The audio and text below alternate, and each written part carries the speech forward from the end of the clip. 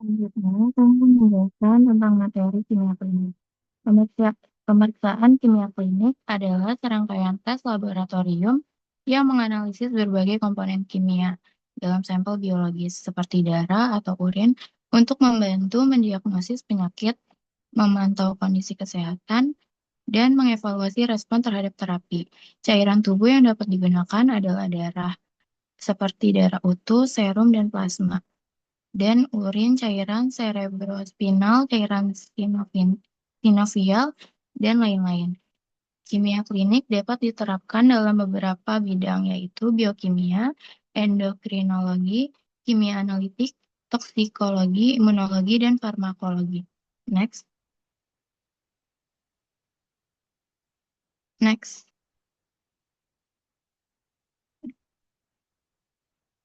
Selanjutnya, jenis-jenis sampel yang digunakan. Sampel yang digunakan dalam pemeriksaan kimia klinik meliputi darah, seperti serum dan plasma, urin, feses, serta cairan tubuh lainnya seperti cairan cerebrospinal, cairan sendi, dan cairan pleura. Yang pertama, pemeriksaan glukosa darah. Pemeriksaan glukosa darah adalah tes laboratorium yang digunakan untuk mengukur kadar gula atau glukosa dalam darah. Tes ini menjadi alat utama dalam mendeteksi dan mengelola diabetes mellitus, kondisi di mana tubuh tidak mampu memproduksi insulin dan insulin tidak bekerja secara efektif untuk mengendalikan kadar gula darah. Ada beberapa jenis tes glukosa darah yang memiliki tujuan dan prosedur berbeda. Salah satunya tes HbA1c, memberikan gambaran mengenai kadar gula darah rata-rata. Rentang nilainya kalau normal itu kurang dari 5,7%, yang abnormal 5,7%, prediabetes 6,4%, dan diabetes 26,5%. Next.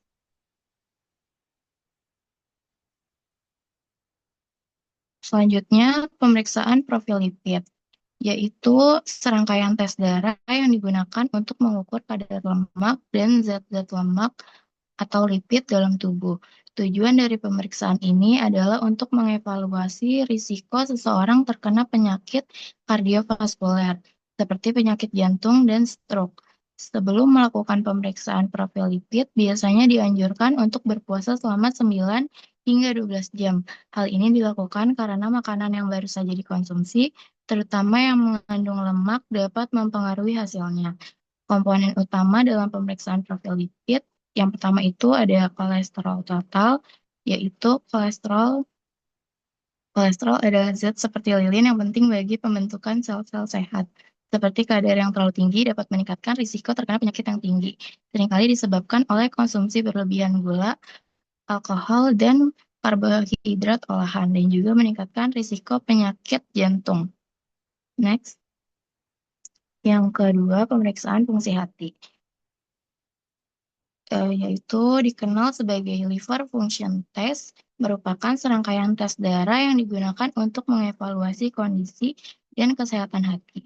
Tes ini mengukur jumlah berbagai enzim, protein, dan zat lain yang dihasilkan oleh hati atau dilepaskan ke dalam darah apabila hati mengalami kerusakan. Berikut beberapa pemeriksaan fungsi hati yang umum dilakukan. Yang pertama itu ada alanin transaminase, yaitu enzim ini terdapat secara dominan dalam sel-sel hati. Kenaikan kadar ALT seringkali menjadi indikator yang paling spesifik untuk menunjukkan adanya kerusakan hati. Yang kedua, aspartate transaminase. Enzim ini juga ditemukan di hati, tetapi juga ada di otot dan jantung. Kenaikan kadar AST, terutama bila tidak disertai kenaikan ALT, biasanya lebih berkaitan dengan kerusakan pada organ lain seperti otot atau jantung. Next. Yang ketiga, ada alkalin prospatase. Enzim ini ditemukan di hati, tulang, ginjal, dan usus. Kenaikan kadar ALP bisa menunjukkan adanya masalah pada hati, terutama penyumbatan saluran empedu. Yang keempat, ada gamma glutami transferase. Enzim ini sangat rentan terhadap gangguan pada hati, terutama yang disebabkan oleh konsumsi alkohol atau penyakit pada saluran empedu. Yang kelima, bilirubin. yaitu peningkatan kadar bilirubin dapat menyebabkan kulit dan mata berubah menjadi kuning. Kondisi ini disebut ikterus. Peningkatan kadar bilirubin bisa mengindikasikan masalah pada hati atau penyumbatan saluran empedu. Next. Yang ketiga, pemeriksaan fungsi ginjal. Pemeriksaan fungsi ginjal adalah serangkaian tes yang digunakan untuk mengevaluasi apakah ginjal bekerja dengan baik. Ginjal memiliki peran penting dalam tubuh, yaitu menyaring limbah, racun, serta kelebihan cairan dari darah untuk kemudian dikeluarkan melalui urin. Kerusakan pada ginjal seringkali tidak menunjukkan gejala pada tahap awal. Pemeriksaan fungsi ginjal dapat dilakukan melalui beberapa metode, antara lain yang pertama kreatinin serum, yaitu zat yang terbentuk dari metabolisme otot. Ginjal yang sehat akan menyaring kreatinin ini dan mengeluarkan melalui urin.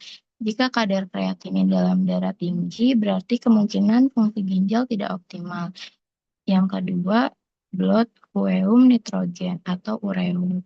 Ureum adalah zat sisa yang terbentuk dari proses penguraian protein seperti kreatinin. Kenaikan kadar urea dalam darah bisa menjadi tanda masalah pada fungsi ginjal. Next. Yang ketiga, estimate glomerular filtration rate. Tes yang, tes yang paling akurat untuk menilai fungsi ginjal. Nilainya dihitung berdasarkan formula yang memperhitungkan kadar kreatinin dalam darah, usia, jenis kelamin, dan faktor lainnya.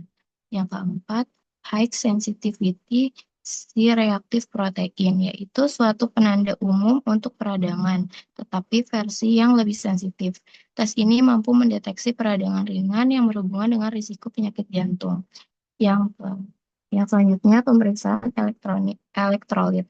Elektrolit adalah mineral yang dibutuhkan tubuh untuk menjaga keseimbangan cairan sehingga dapat memastikan jumlah air yang cukup di dalam dan di luar sel. Elektrolit juga berperan dalam transmisi sinyal saraf dan kontraksi otot, termasuk detak jantung. Selain itu, elektrolit membantu menjaga keseimbangan pH darah. Beberapa jenis pemeriksaan elektrolit meliputi pengecekan kadar natrium, kalium, klorida, magnesium, dan bikarbonat. Next.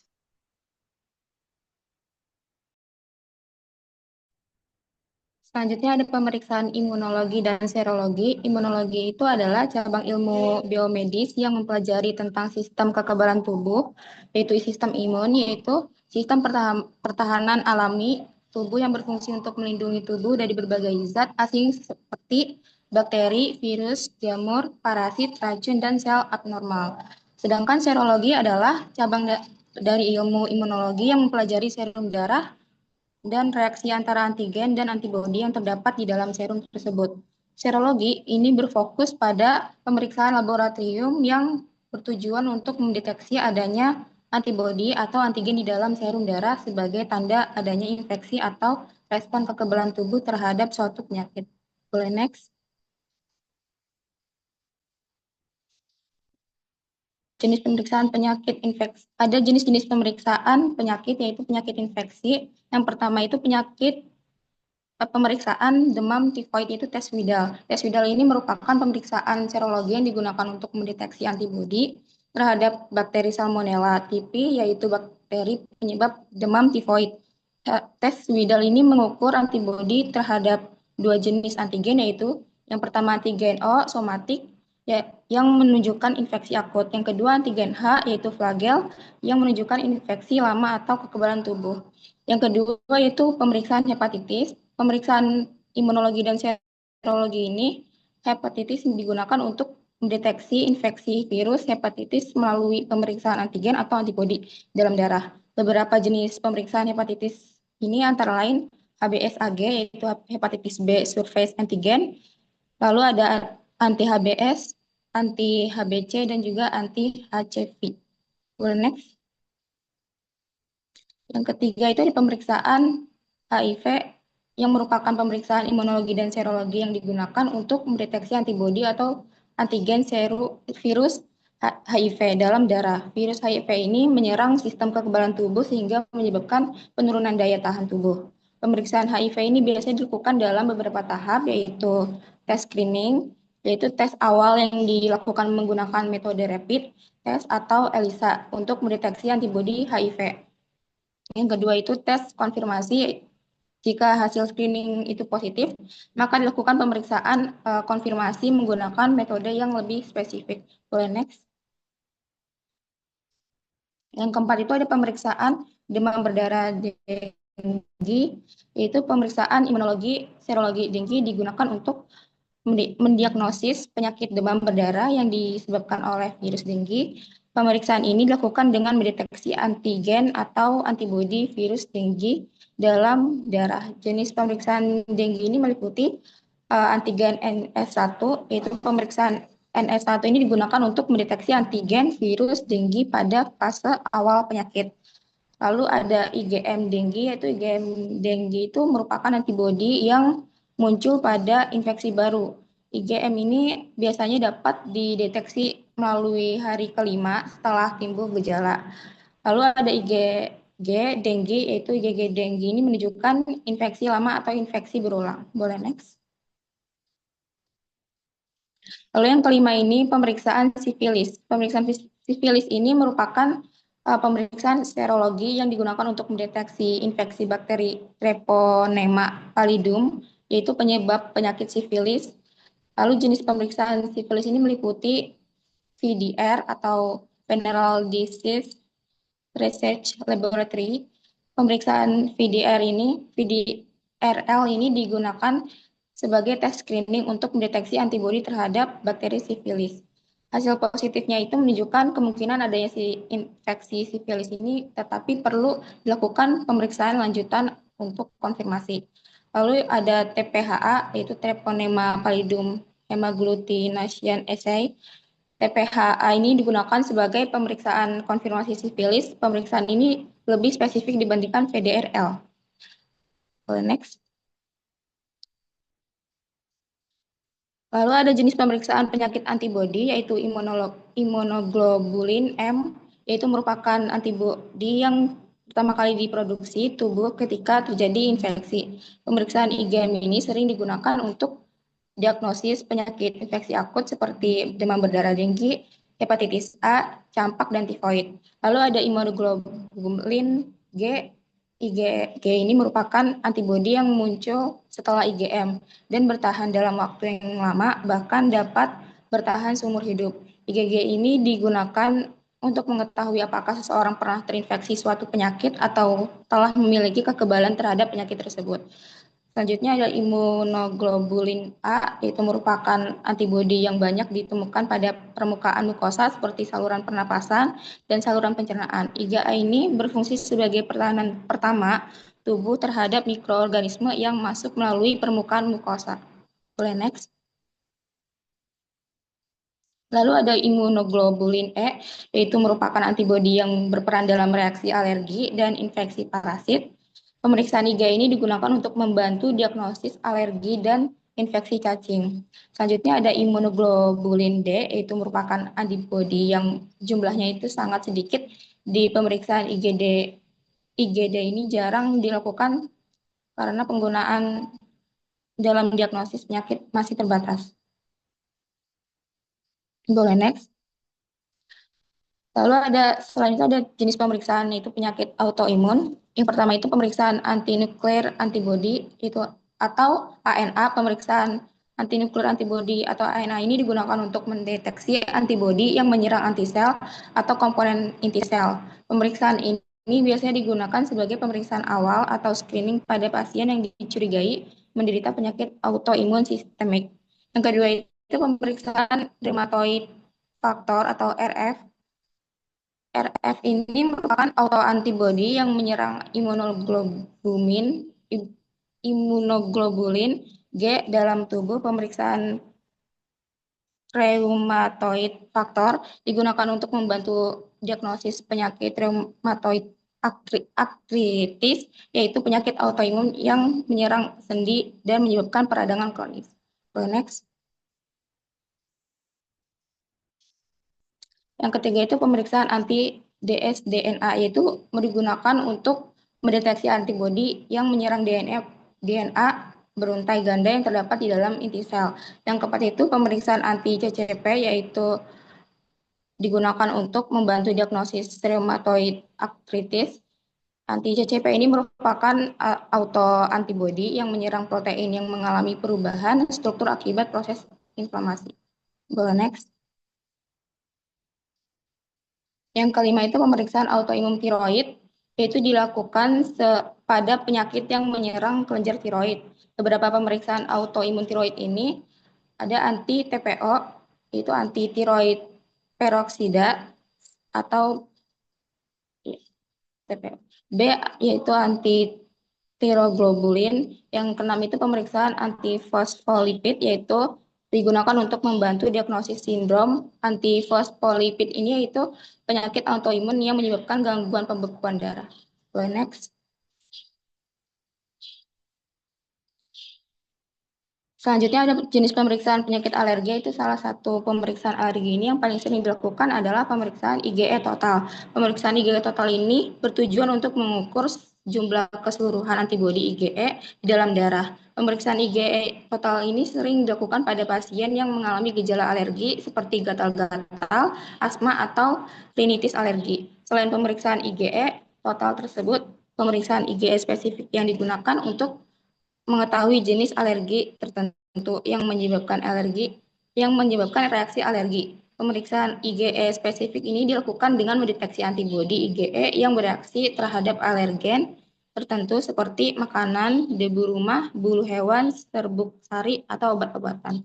Boleh next. Jenis pemeriksaan itu ada penyakit inflamasi, salah satunya itu pemeriksaan inflamasi yang sering dilakukan adalah pemeriksaan C-reaktif protein atau CRP.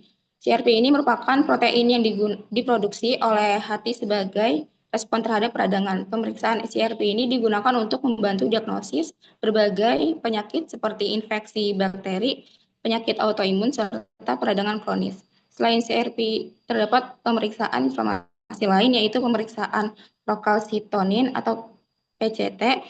Procalcitonin merupakan protein yang diproduksi oleh tubuh sebagai respon terhadap infeksi bakteri. Boleh next.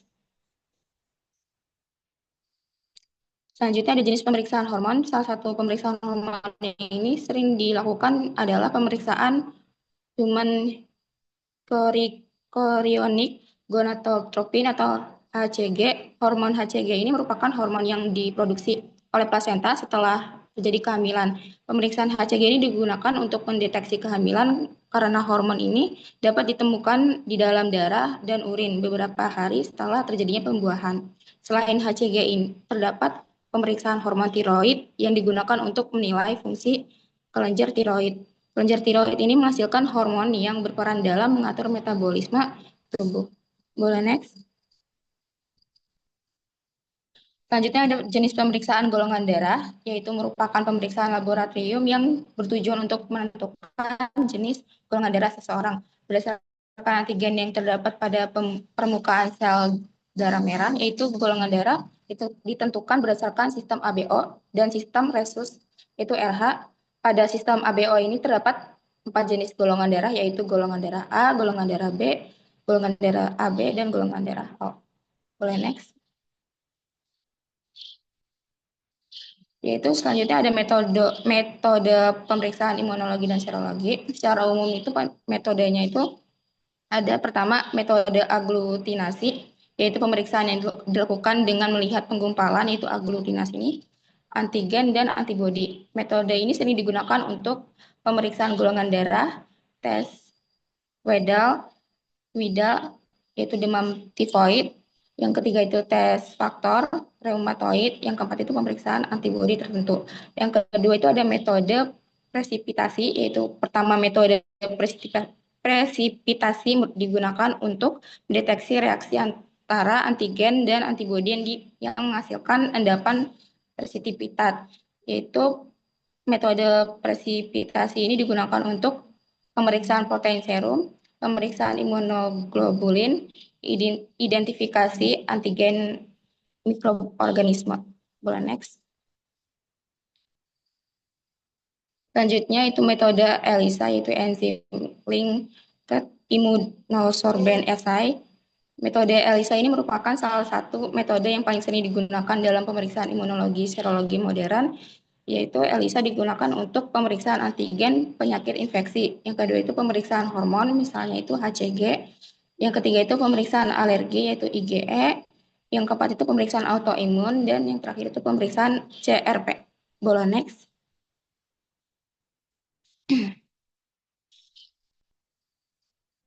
Yang keempat itu ada metode rapid test, yaitu imunochromatografi.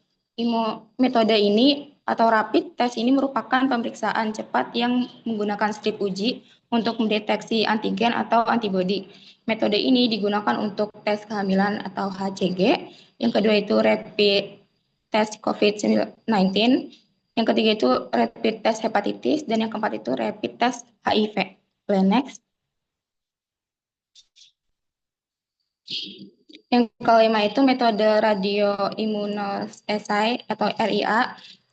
Metode ini menggunakan zat radioaktif sebagai penanda untuk mendeteksi antigen atau antibodi.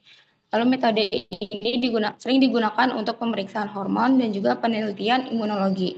Yang keenam ini metode CLIA, yaitu semiluminescence immunoassay, yaitu metode CLIA ini menggunakan reaksi cahaya luminesensi untuk mendeteksi antigen atau antibodi. Metode ini digunakan untuk pemeriksaan hormon tiroid.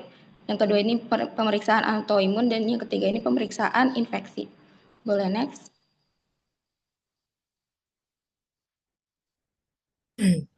Selanjutnya ada penyakit infeksi. Apa sih penyakit infeksi? Penyakit infeksi adalah gangguan kesehatan yang disebabkan oleh mikroorganisme seperti bakteri, virus, jamur, atau parasit.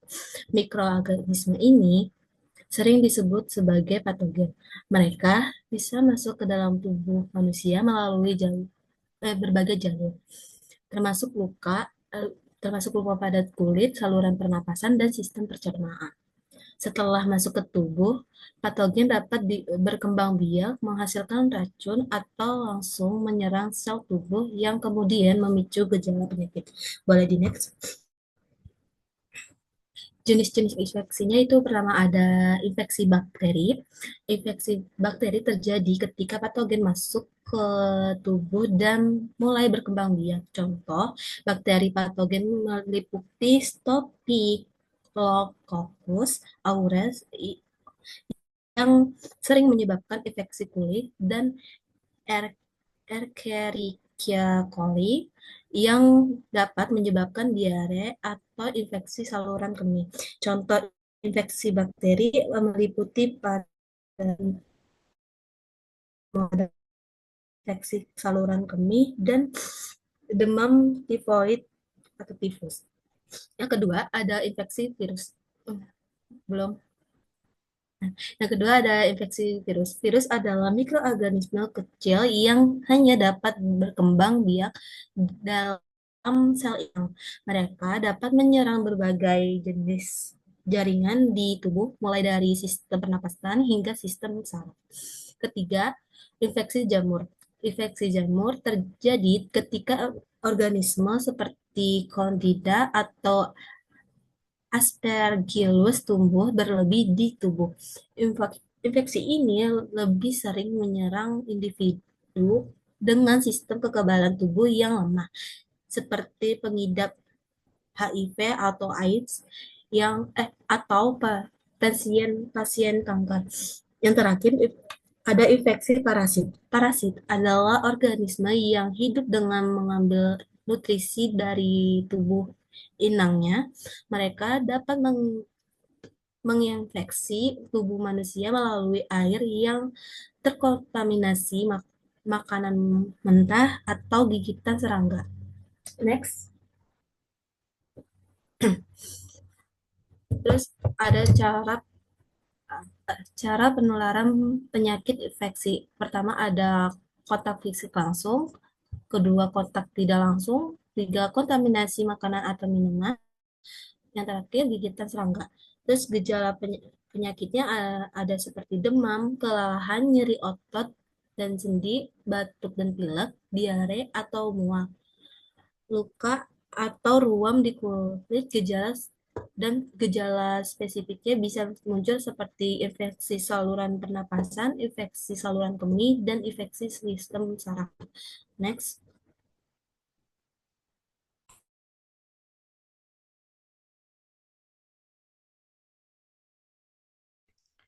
Selanjutnya ada pemeriksaan mikrobiologi. Jadi mikrobiologi cabang ilmu yang mempelajari penyakit yang disebabkan oleh mikroorganisme seperti bakteri, virus, jamur, dan parasit, serta bagaimana mikroorganisme tersebut berinteraksi dengan tubuh hingga menimbulkan perubahan struktur dan fungsi jaringan. Ilmu ini menjelaskan proses masuknya mikroba ke dalam tubuh, cara berkembang biaknya, mekanisme kerusakan jaringan yang ditimbulkan, serta respon imun tubuh sampai akhirnya muncul gejala klinis pada pasien. Nah, tujuan pemeriksaan mikrobiologi yang pertama itu adalah untuk mengidentifikasi mikroorganisme penyebab infeksi, membantu menegakkan diagnosis pasien, menentukan terapi atau antibiotik yang paling tepat, menilai tingkat keparahan infeksi, mendeteksi secara dini, membantu upaya pencegahan, pengendalian penyebaran penyakit. Next.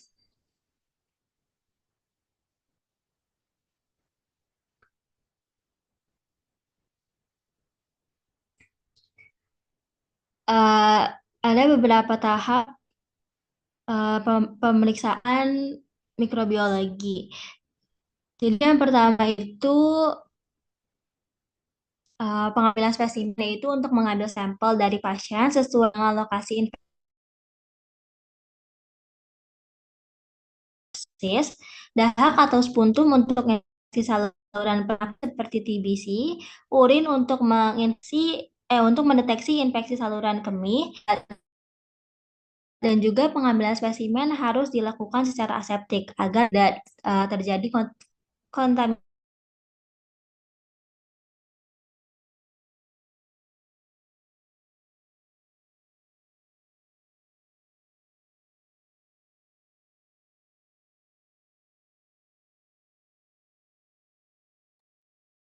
Ya, mungkin kelompok bisa membantu temannya ya. Sepertinya temannya April terkendala di sinyal, bisa dibantu backup sama teman kelompok ya.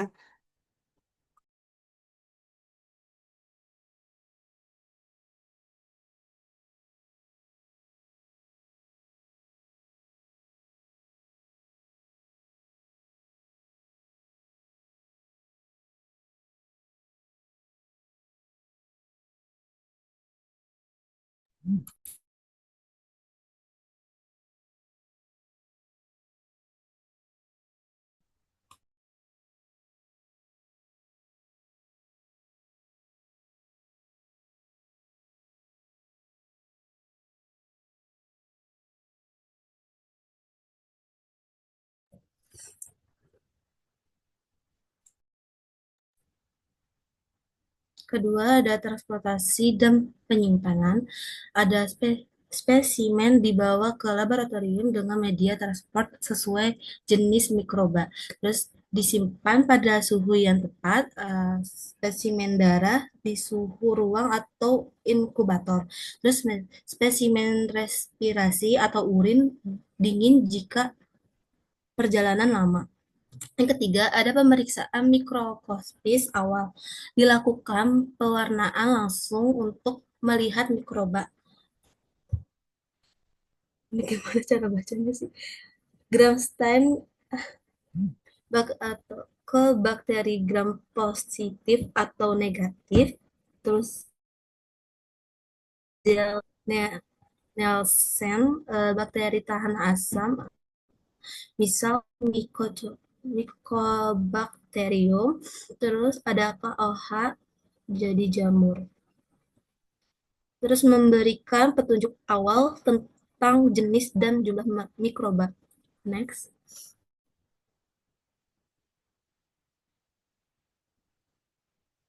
Boleh di next. Itu belum sih?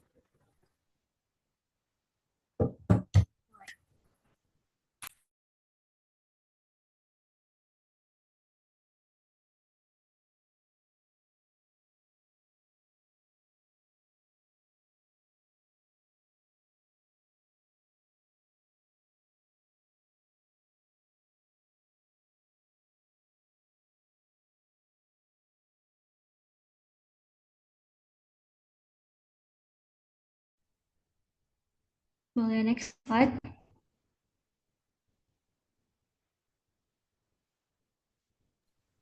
Udah, Cak.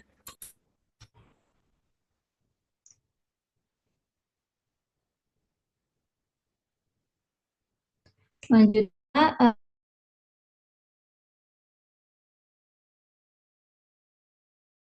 mikroba. Mikroba pada media sesuai. Media yang digunakan bergantung pada jenis mikroorganisme yang dicurigai. Misalnya, Lut agar untuk bakteri umum, McConkie agar untuk bakteri gram negatif, enterik, Lowenstein-Jansen untuk bakteri TBC, dan juga setelah itu dilakukan proses inkubasi pada suhu dan waktu tertentu. Seperti bakteri umum yang biasanya tumbuh pada 1 sampai 7 hari pada suhu 35 sampai 30 derajat. Nah, jika terdapat pertumbuhan mikroorganisme pada media kultur, dilakukan pemeriksaan lanjutan berupa pengamatan morfologi koloni dan pemeriksaan mikroskopis ulang menggunakan pewarnaan gram atau pewarnaan khusus lainnya. Tahap ini membantu memperjelas karakteristik mikroorganisme yang tumbuh. Selanjutnya, dilakukan identifikasi mikroorganisme melalui uji tambahan seperti uji biokimia, penggunaan sistem otomatis, serta metodologi molekuler seperti PCR. Tujuannya adalah memastikan spesies mikroorganisme secara akurat. Setelah mikroorganisme berhasil diidentifikasi, dilakukan uji sensitivitas antibiotik untuk mengetahui obat apa yang paling efektif dalam menghambat atau membunuh mikroba tersebut. Metode yang umum dilakukan antara lain diffusion serta penentuan minimum inhibitor concentration. Hasil uji ini sangat penting dalam menentukan terapi yang tepat dan rasional bagi pasien. Tahap terakhir adalah pelaporan hasil. Semua temuan pemeriksaan mikroskopis, hasil kultur, verifikasi mikroorganisme, dan uji sensitivitas antibiotik dikomplikasi dalam laporan laboratorium. Laporan ini kemudian digunakan oleh dokter sebagai dasar dalam menegakkan diagnosis dan menentukan terapi yang paling sesuai bagi pasien.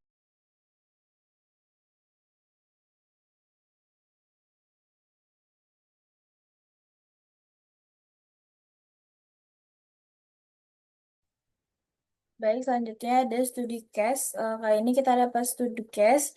Seorang pasien pria berusia 55 tahun datang ke rumah sakit dengan keluhan utama berupa penurunan jumlah urin, pembengkakan pada kaki dan tangan, serta rasa lelah yang berlebihan. Pasien juga mengeluhkan nafsu makan yang menurun dan mual yang sering disertai muntah.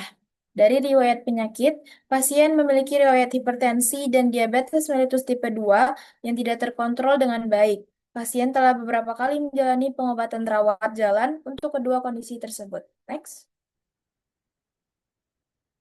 Pertanyaan kasus yang pertama, pemeriksaan hematologi apa yang dapat membantu diagnosis pasien tersebut? Yang pertama itu menghitung darah lengkap atau complete blood count untuk menilai adanya anemia. Yang kedua, menghitung kadar hemoglobin, biasanya menurun pada pasien dengan gagal ginjal kronik. Yang ketiga ada hematokrit, umumnya menurun sejalan dengan hemoglobin. Pada pasien dengan riwayat hipertensi dan diabetes mellitus tipe 2, kerusakan ginjal kronik dapat terjadi. Ginjal yang rusak tidak mampu memproduksi eritropoietin secara optimal, sehingga terjadi anemia yang ditandai dengan penurunan Hb dan hematokrit. Next. Pertanyaan kedua, pemeriksaan kimia darah apa saja yang perlu dilakukan untuk menilai fungsi organ vital pasien? Pada pasien dengan riwayat hipertensi dan diabetes, pemeriksaan kimia darah penting untuk menilai fungsi ginjal, mengetahui keseimbangan elektrolit, dan mendeteksi komplikasi yang dapat mempengaruhi organ vital seperti jantung. Ada pertama itu pemeriksaan metabolik, yaitu glukosa darah untuk memantau kontrol diabetes mellitus tipe 2. Next. Terus lalu ada pemeriksaan utama. Yang pertama itu ada ureum untuk menilai kemampuan ginjal dalam membuang sisa metabolisme, biasanya meningkat pada gangguan ginjal. Yang kedua ada kreatinin serum, indikator paling penting fungsi ginjal, meningkat pada gagal ginjal. Yang ketiga ada laju filtrasi glomerulus, menggambarkan tingkat keparahan penurunan fungsi ginjal. Lalu ada pemeriksaan elektrolit seperti natrium, kalium, klorida, kalsium, dan fosfat. Next. Yang ketiga, dengan adanya gejala nyeri sendi dan demam berkepanjangan, pemeriksaan serologi apa yang dapat dilakukan untuk menilai kemungkinan penyakit autoimun atau infeksi sistemik? Untuk pemeriksaan autoimun itu ada ANA atau anti-nuclear antibody untuk mendeteksi penyakit autoimun seperti sistemik lupus erythematosus. Yang kedua ada rheumatoid factor untuk menunjang diagnosis rheumatoid arthritis. Yang ketiga ada anti-CCP atau anti-cyclic citrullinate peptide. Lebih spesifik untuk rheumatoid arthritis. Next. Lalu ada pemeriksaan untuk infeksi sistemik, yaitu pertama ada CRP, penanda inflamasi akut, dan prokalsitonin. Maaf. Yang pertama ada CRP, itu penanda inflamasi akut. Yang kedua ada prokalsitonin, mengarah pada infeksi bakteri sistemik atau sepsis. Yang ketiga, serologi infeksi tertentu sesuai dengan kecurigaan klinis. Misalnya pemeriksaan dengue itu untuk mendeteksi infeksi virus dengue. Yang kedua, tes HIV untuk mendeteksi antibodi terhadap virus HIV. Yang ketiga, ada tes hepatitis untuk menilai infeksi virus hepatitis. Next. Yang keempat, pasien mengalami demam berkepanjangan dan batuk. Pemeriksaan laboratorium apa saja yang dapat dilakukan untuk mengetahui adanya infeksi bakterial atau viral yang mendasari kondisi pasien? Yang pertama itu dilakukannya pemeriksaan darah, hitung darah lengkap seperti leukosit dan limfosit. Jika leukosit meningkat itu cenderung infeksi bakteri, dan jika limfosit yang meningkat itu cenderung infeksi virus. Yang kedua ada CRP untuk akan meningkat pada inflamasi terutama pada infeksi bakteri. Yang ketiga ada prokalsitonin, lebih spesifik untuk infeksi bakteri terutama berat atau sepsis. Next. Lalu ada pemeriksaan mikrobiologi, itu kultur darah untuk mendeteksi bakteri dalam darah, dan kultur sputum atau dahak menentukan bakteri penyebab infeksi saluran nafas. Yang ketiga ada pemeriksaan virologi, itu ada PCR untuk mendeteksi materi genetik virus, misalnya SARS CoV-2. Yang kedua ada rapid test antigen atau serologi virus untuk mendeteksi cepat infeksi virus tertentu. Next. Yang terakhir, mengingat adanya batuk yang tidak membaik setelah terapi antibiotik, pemeriksaan mikrobiologi apa yang sebaiknya dilakukan untuk menentukan etiologi infeksi paru yang dicurigai pada pasien ini? Untuk pemeriksaan utama, pemeriksaan sputum atau dahak, pewarnaan gram untuk mengidentifikasi jenis bakteri. Yang kedua, kultur sputum atau uji sensitivitas antibiotik untuk menentukan kuman penyebab dan terapi yang tepat. Yang kedua, ada pemeriksaan spesifik. Yang pertama ada pemeriksaan BTA atau basil tahan asam untuk mendeteksi tuberkulosis oleh Mycobacterium tuberculosis. Yang kedua ada tes molekuler lebih cepat dan sensitif TB serta resistensi obat. Next. Yang terakhir ada pemeriksaan tambahan seperti kultur darah jika dicurigai infeksi sudah menyebar atau sistemik. Yang kedua ada bronkoalveolar jika diperlukan untuk mengambil sampel langsung dari paru bila sputum tidak adekuat.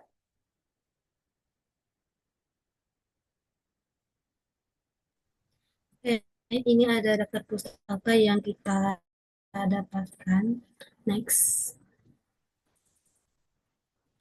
Jadi kita keterbatasan waktu, kita membuka dua pertanyaan aja dalam satu sesi. Untuk kelas C saja, yang mau bertanya bisa taruh di kolom komentar ya. Boleh Sheryl dan Cipa aja. Maaf ya. Boleh pertanyaannya ditaruh kolom chat.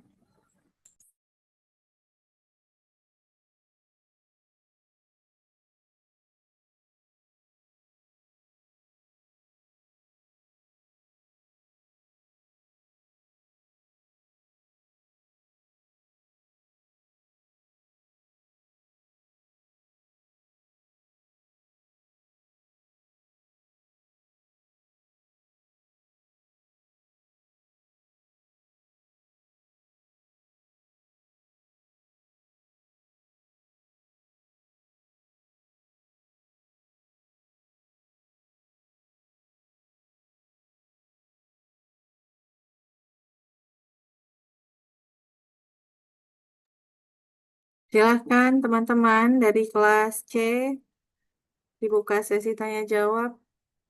Itu sudah ada yang raise hand? Kelompok? Iya, Bu.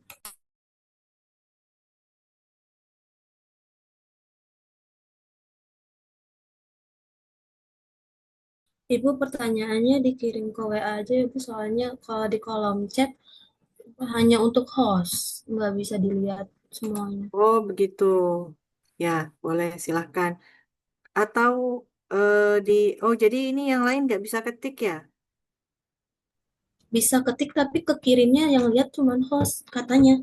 Tuh-nya Coba itu ke dicoba chat lagi. duluan. Ya, coba dicoba lagi.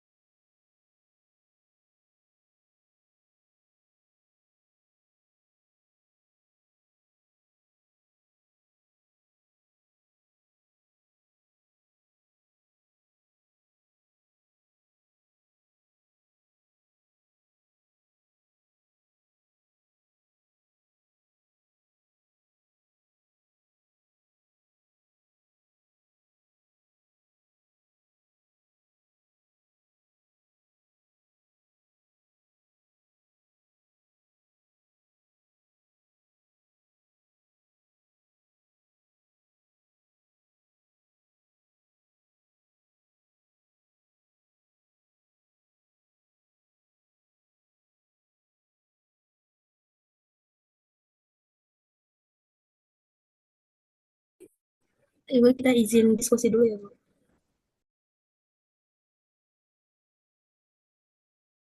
Oke, ini teman-teman pertanyaannya sudah ditampung ya untuk kelas C. Silakan kelas C diskusi dulu. Nanti untuk menjawab pertanyaan mungkin di akhir saja ya. Nah, selanjutnya kita masuk ke untuk kelas D, kesepakatannya kemarin dari teman-teman tetap paparan presentasi dengan materi yang sama atau seperti apa? Iya, Ibu. Eh, Tetap Mhm. Tetap tetap paparan ya. iya, Ibu. Oke, baik. Kalau begitu, kelas C, kita lanjutkan langsung ya ke presentasi teman-teman kelas D. Nanti di akhir baru ditampung pertanyaan untuk yang kelas D. Kemudian nanti apa?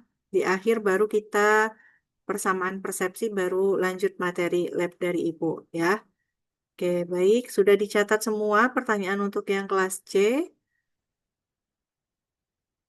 Dari Sherly Aprisa ini sudah dicatat belum teman-teman kelas C? Sudah ya? Oke, baik. Kalau begitu saya serahkan ke kelas D. Silakan teman-teman kelas D. Baik, Ibu, terima kasih. Saya izin share screen ya, Ibu. Ya, silakan D.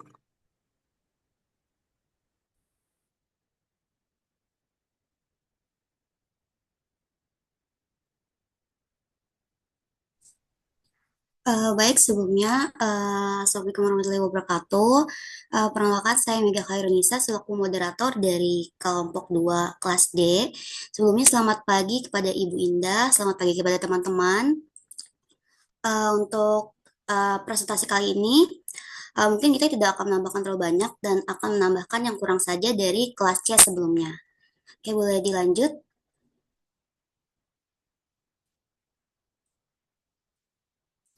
Untuk anggota sendiri di sini ada Anindya Azita dengan NIM akhir 110, ada Dewi Savitri dengan NIM akhir 117, ada saya sendiri Mega Karinsa dengan NIM akhir 135, ada Naila Rajwa dengan NIM akhir 123 dan ada Zevanya dengan NIM akhir 116. Boleh dilanjut? Untuk learning outcome-nya sendiri, yang pertama, mahasiswa diharapkan mampu untuk memahami prinsip dasar pemeriksaan patologi klinis yang meliputi hematologi, kimia klinik, imunologi, serologi, penyakit infeksi, dan mikrobiologi. Yang kedua, memahami peran pemeriksaan laboratorium dalam menilai fungsi organ vital dan klinis pasien. Yang ketiga, menganalisis hasil pemeriksaan laboratorium untuk membedakan infeksi bakterial dan viral dan vital. Yang keempat, memahami hubungan gen dan penyakit pada manusia serta kelainan kongenital seperti kelainan Mendelian atau hukum Mendel, single gen dan multigen kompleks.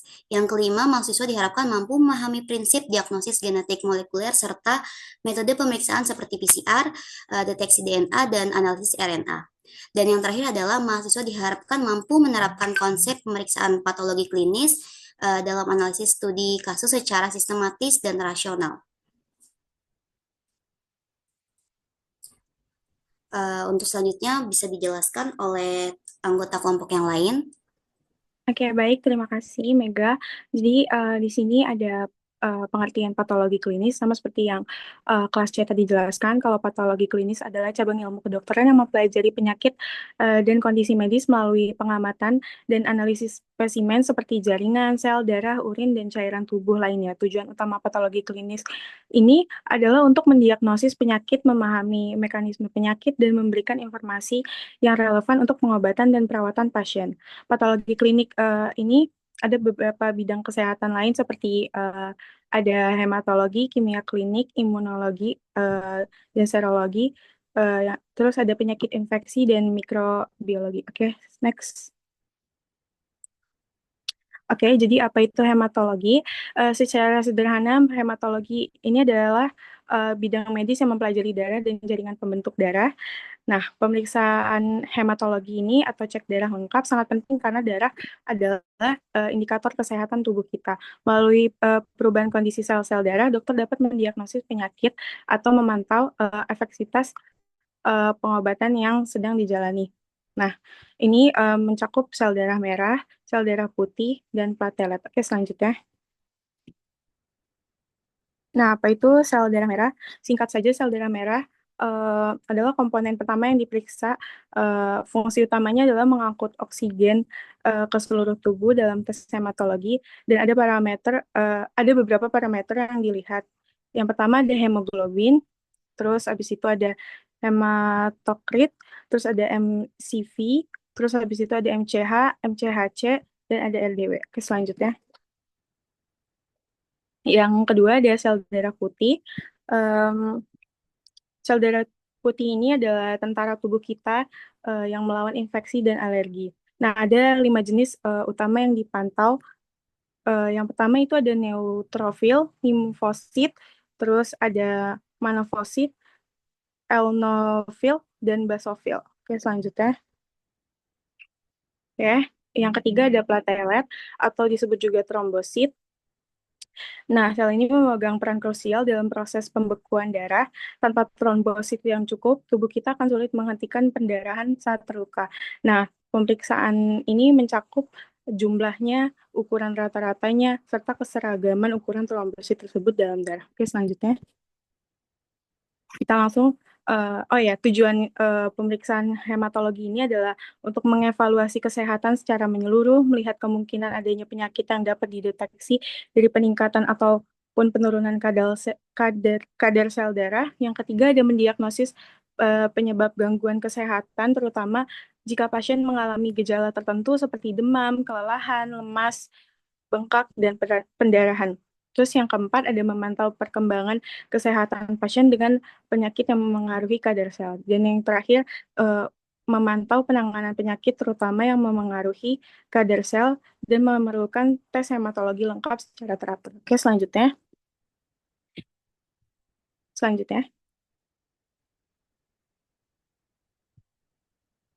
Oke, kita langsung ke tahapan pemeriksaan laboratorium. Nah, sebelum kita masuk ke jenis tesnya, kita harus memahami bahwa hasil laboratorium yang akurat tidak muncul begitu saja. Ada 3 fase krusial. Yang pertama ada pre-analitik. Nah, ini adalah fase paling kritis karena 60% kesalahan justru terjadi di sini, seperti salah identitas pasien lupa puasa, atau cara pengambilan darah yang tidak tepat. Yang kedua ada analitik. Ini adalah fase pengujian di dalam laboratorium, baik menggunakan mesin otomatis atau hematology analyzer maupun metode manual. Yang terakhir ada pasca analitik. Fase terakhir ini di mana hasil divalidasi oleh dokter spesialis patologi klinik untuk memastikan angka tersebut masuk akal secara medis sebelum diserahkan ke pasien. Oke, selanjutnya. Ini ada pemeriksaan darah. lengkap atau complete blood count. Nah, inilah menu utama atau pemeriksaan yang paling sering diminta dokter. CBC memberikan gambaran umum kesehatan pasien melalui beberapa parameter. Yang pertama ada hemoglobin untuk mendeteksi anemia jika darahnya rendah, kemampuan darah mengikat oksigen berkurang. Terus ada eritrosit dan hematokrit menunjukkan jumlah dan kepadatan sel darah merah dalam sirkulasi. Terus ada indeks eritrosit, MCV, MCH, MCHC. Nah, ini sangat penting untuk klasifikasi anemia. Kita bisa tahu apakah sel darah merahnya berukuran kecil atau warnanya pucat. Terus yang terakhir ada leukosit atau hitung jenis atau diff count komponen sistem imun. Jika angkanya tinggi, biasanya ada infeksi atau peradangan aktif. Oke, selanjutnya. Oke, ada pemeriksaan hemotasis atau hemotasis dan koagulasi. Nah, slide ini membahas mekanisme pertahanan tubuh untuk menghentikan pendarahan. Nah, ini mencakup trombosit atau keping darah yang bertugas untuk menyumbat luka pertama kali. Terus ada PTA-PTT. Tes ini mengukur kecepatan pembukuan darah, sangat penting dilakukan sebelum pasien menjalani operasi atau bagi mereka yang mengonsumsi obat pengencer darah. Terus yang terakhir ada the dimer. Ini adalah penanda adanya penggumpalan darah yang tidak normal di dalam tubuh atau trombosis. Sering digunakan untuk screening resiko penyumbatan pembuluh darah. Oke, selanjutnya next. Yang terakhir ada evaluasi hapusan darah tepi atau ada tepi. Nah, jika mesin otomatis fase analitik mendeteksi adanya kejanggalan, kita melakukan hapusan darah tepi. Darah diteteskan pada kaca objek, diwarnai, lalu diperiksa secara manual di bawah mikroskop oleh tenaga ahli. Nah, tujuannya untuk melihat morfologi atau bentuk sel secara langsung. Ini adalah standar emas untuk mendeteksi sel-sel ganas seperti pada kasus leukemia, melihat parasit malaria, atau mendeteksi kelainan bentuk genetik pada sel darah. Oke, selanjutnya. Ya, materi ini akan dijelaskan oleh Z. Baik, selanjutnya kita akan memasuki materi kimia klinik. Kimia klinik ini memiliki pengertian ilmu yang mempelajari teknik terhadap urin, darah, sputum yang terdiri dari ludah atau dahak, cairan otak, ginjal, dan sekret-sekret lainnya yang dikeluarkan. Pemeriksaan kimia klinik ini bisa membantu dalam menggambarkan keadaan tubuh seseorang lewat pemeriksaan cairan yang ada di dalam tubuh manusia. Jadi yang pertama kita akan membahas urin dulu. Urin tersendiri ini merupakan salah satu sampel yang sering digunakan dalam pemeriksaan kimia klinik untuk mengevaluasi ginjal. Fungsi ginjal menilai zat sisa serta metabolit yang diekskresikan oleh tubuh dan membandingkan konsentrasi antara serum dan urin guna mengetahui efektivitas proses ekskresi. Urin relatif mudah dikumpulkan, namun pada bayi dan anak kecil diperlukan teknik yang khusus dalam proses pengambilannya. Selanjutnya ada darah. Darah merupakan sampel yang paling sering digunakan dalam pemeriksaan klinis. Darah terdiri dari plasma yang bagian cair dan sel darah. Plasma diperoleh dengan menambahkan antikoagulan seperti EDTA atau heparin lalu disentrifugasi, sedangkan serum diperoleh dengan membiarkan darah membeku tanpa antikoagulan. Pemeriksaan darah digunakan untuk analisis glukosa, profil lipid, SGOT, SGPT, kreatinin, hemoglobin, dan parameter lainnya.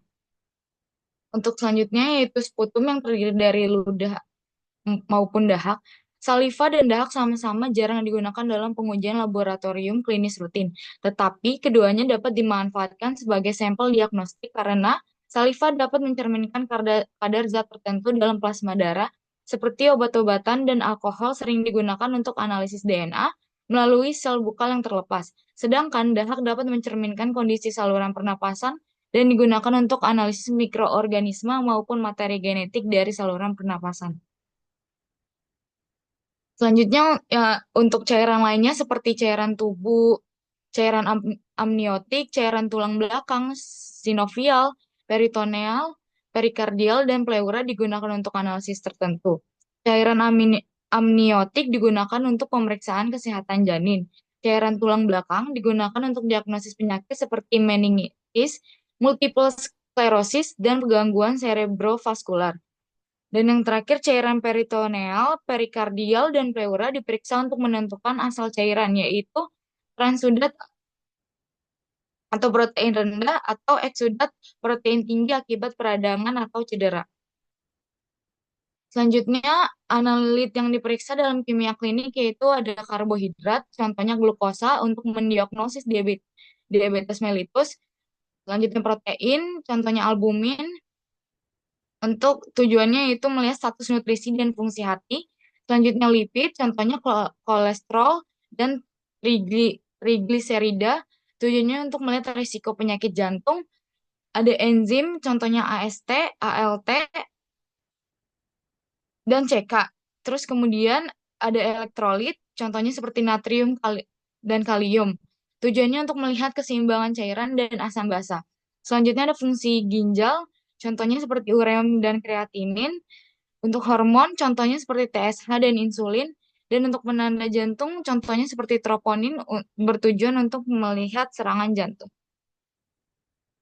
Selanjutnya ada prinsip dan metode pemeriksaannya. Yang pertama, melalui spektrofotometri, yaitu mengukur intensitas warna larutan. Jika semakin pekat warnanya, maka semakin tinggi kadar zatnya. Ini bertujuan untuk pemeriksaan glukosa, kolesterol, dan protein. Selanjutnya, enzimatik itu menggunakan enzim untuk bereaksi dengan zat yang diperiksa, lalu menghasilkan perubahan yang bisa diukur. Bertujuan untuk pemeriksaan glukosa, ureum, dan kreatinin. Untuk imunoasai, itu pengertiannya menggunakan reaksi antigen dan antibodi untuk mendeteksi zat tertentu, bertujuan untuk memeriksa hormon seperti TSH dan insulin, kemudian troponin untuk menanda serangan jantung. Dan yang terakhir, ion selektif elektrod atau yang bisa disingkat ISE, menggunakan elektroda khusus untuk mengukur ion tertentu. Tujuannya untuk memeriksa natrium, kalium, dan klorida. Dari semuanya ini, metodenya dipilih berdasarkan jenis analit dan kebutuhan akurasinya. Selanjutnya, ada tahapan dan pemeriksaan lab pada kimia klinik. Tahapan yang pertama itu preanalitik sebelum pemeriksaannya, meliputi pertama persiapan pasien, kemudian pengambilan sampel, kemudian penyimpanan dan pengiriman sampel, dan yang terakhir pelabelan sampel yang benar, yang bertujuan agar sampel dalam kondisi baik dan tidak terjadi kesalahan. Tahap kedua yaitu tahap analitik, yaitu tahap saat pemeriksaan, meliputi pengukuran sampel dengan alat, kemudian reaksi kimia atau enzimatik, dan yang terakhir pengolahan data hasil pemeriksaan, bertujuan untuk mendapatkan hasil pemeriksaan yang akurat. Tahap yang terakhir yaitu tahap post-analitik, yaitu setelah pemeriksaannya, yang meliputi validasi hasil oleh petugas laboratorium, pencatatan dan pelaporan hasil, dan yang terakhir interpretasi hasil oleh dokter yang bertujuan agar hasil dapat digunakan untuk diagnosis dan pengobatan. Selanjutnya ada nilai rujukan dan interpretasi hasilnya. Nilai rujukan di sini itu digunakan sebagai standar untuk menilai normal atau tidaknya hasil laboratorium dan harus diinterpretasikan sesuai kondisi klinis pasien. Adapun hal yang mempengaruhi nilai rujukan yaitu usia, jenis kelamin, kondisi fisiologis seperti kehamilan, dan yang terakhir metode dan alat yang digunakan. Interpretasi hasilnya itu hasil yang berada di luar nilai rujukan dapat menunjukkan adanya gangguan fungsi organ, kelainan metabolik, atau penyakit tertentu, tetapi juga harus selalu dikaitkan dengan kondisi klinis pasien. Selanjutnya itu ada instrumen kimia klinik. Instrumen kimia klinik ini adalah peralatan yang digunakan di laboratorium untuk mengukur dan menganalisis kadar zat dalam sampel secara tepat dan akurat. Dalam instrumen ini ada 3 alat. Yang pertama autoanalyzer, yaitu alat otomatis yang dapat memeriksa banyak sampel sekaligus dengan cepat dan efisien. Selanjutnya ada spektrofotometer, yaitu untuk mengukur intensitas cahaya yang diserap larutan untuk menentukan kadar suatu zat. Yang terakhir ada electrolyte analyzer, yaitu mengukur kadar elektrolit seperti natrium, kalium, dan klorida menggunakan metode ion selektif elektrod yang biasa disingkat ISE. Di sini ada gambar-gambarnya ya teman-teman, boleh dilihat untuk kita bisa tahu bersama-sama semuanya. Oke, dilanjut dengan apa itu imunologi serologi. Jadi imunologi serologi itu itu pemeriksaan laboratorium yang dipakai untuk melihat bagaimana sih tubuh kita bisa bereaksi terhadap suatu penyakit. Yang diperiksa itu bukan langsung si kumannya, tapi yang diperiksa itu adalah reaksi tubuh yang terhadap kuman tersebut. Misalnya nih ada virus yang masuk ke tubuh tuh bakal bikin antibodi buat ngelawannya. Nah, yang dicek di laboratorium itu si antibodinya. Antigen itu berasal dari virus, bakteri, parasit, bisa juga dari zat seperti racun atau obat tertentu. Bahkan juga bisa dari jaringan tubuh kita sendiri pada penyakit autoimun. Nah, pemeriksaan ini tuh penting untuk didiagnosis, screening, monitoring pengobatan, dan juga untuk mengecek apakah vaksin tersebut berhasil atau tidak. Boleh di next?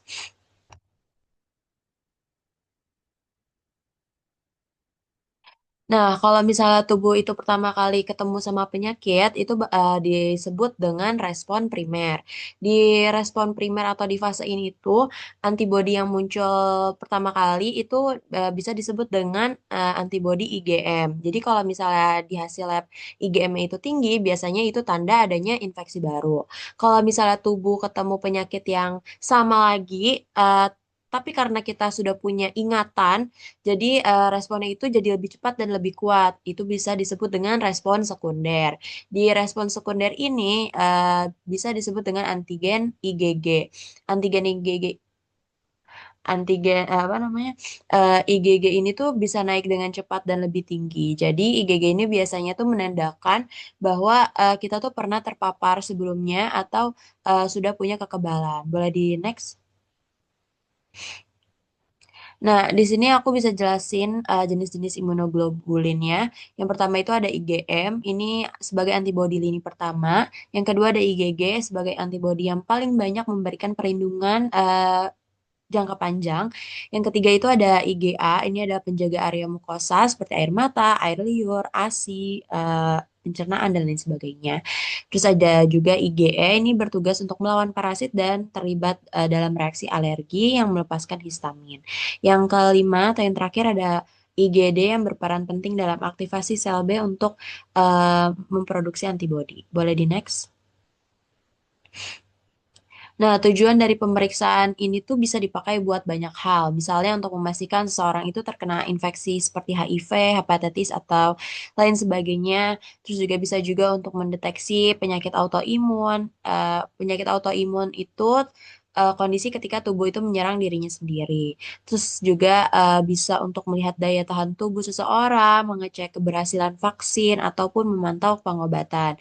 Tapi hasilnya itu nggak boleh langsung disimpulkan ya teman-teman. Jadi harus dilihat lagi gejala pasien dan pemeriksaan lainnya. Boleh di next? Ada beberapa cara untuk melakukan pemeriksaan ini. Yang paling sederhana itu ada uji aglutinasi yang melihat reaksinya tuh secara menggumpal. Terus juga ada enzim link immunosorbent assay. Ini tuh metode yang paling sering banget dipakai karena cukup akurat. Ada juga rapid test. Pemeriksaan ini tuh biasanya untuk screening di awal. Ada juga chemiluminescent immunoassay. Itu metode yang lebih modern dan sensitif. Dan yang terakhir ada imunofluoresensi. Ya, metode ini tuh dipilih sesuai kebutuhan dan kondisi pasiennya. Boleh di next. Oke, jadi di sini adanya penyakit infeksi atau penyakit infeksi yang terjadi ketika jaringan tubuh terpapar oleh agen patogenik yang menular melalui udara, rute fekal ora, maupun kontak lingkungan lainnya. Patogen yang berhasil masuk ke dalam tubuh akan berkembang biak dan menyebabkan manifestasi penyakit atau respon imun. Nah, ya selanjutnya.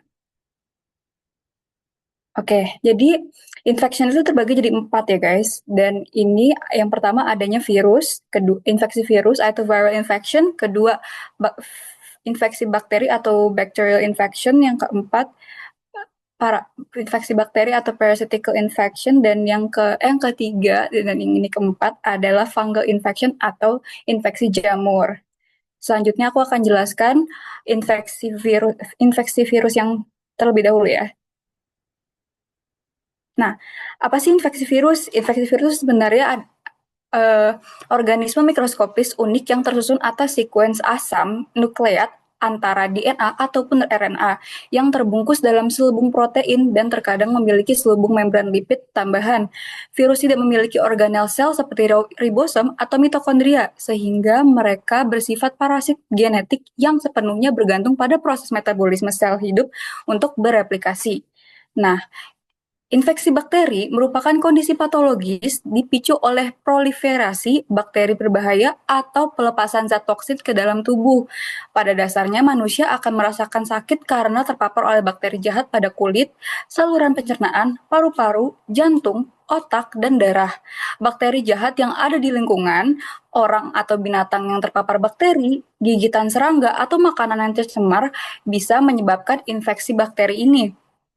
Selanjutnya, adanya infeksi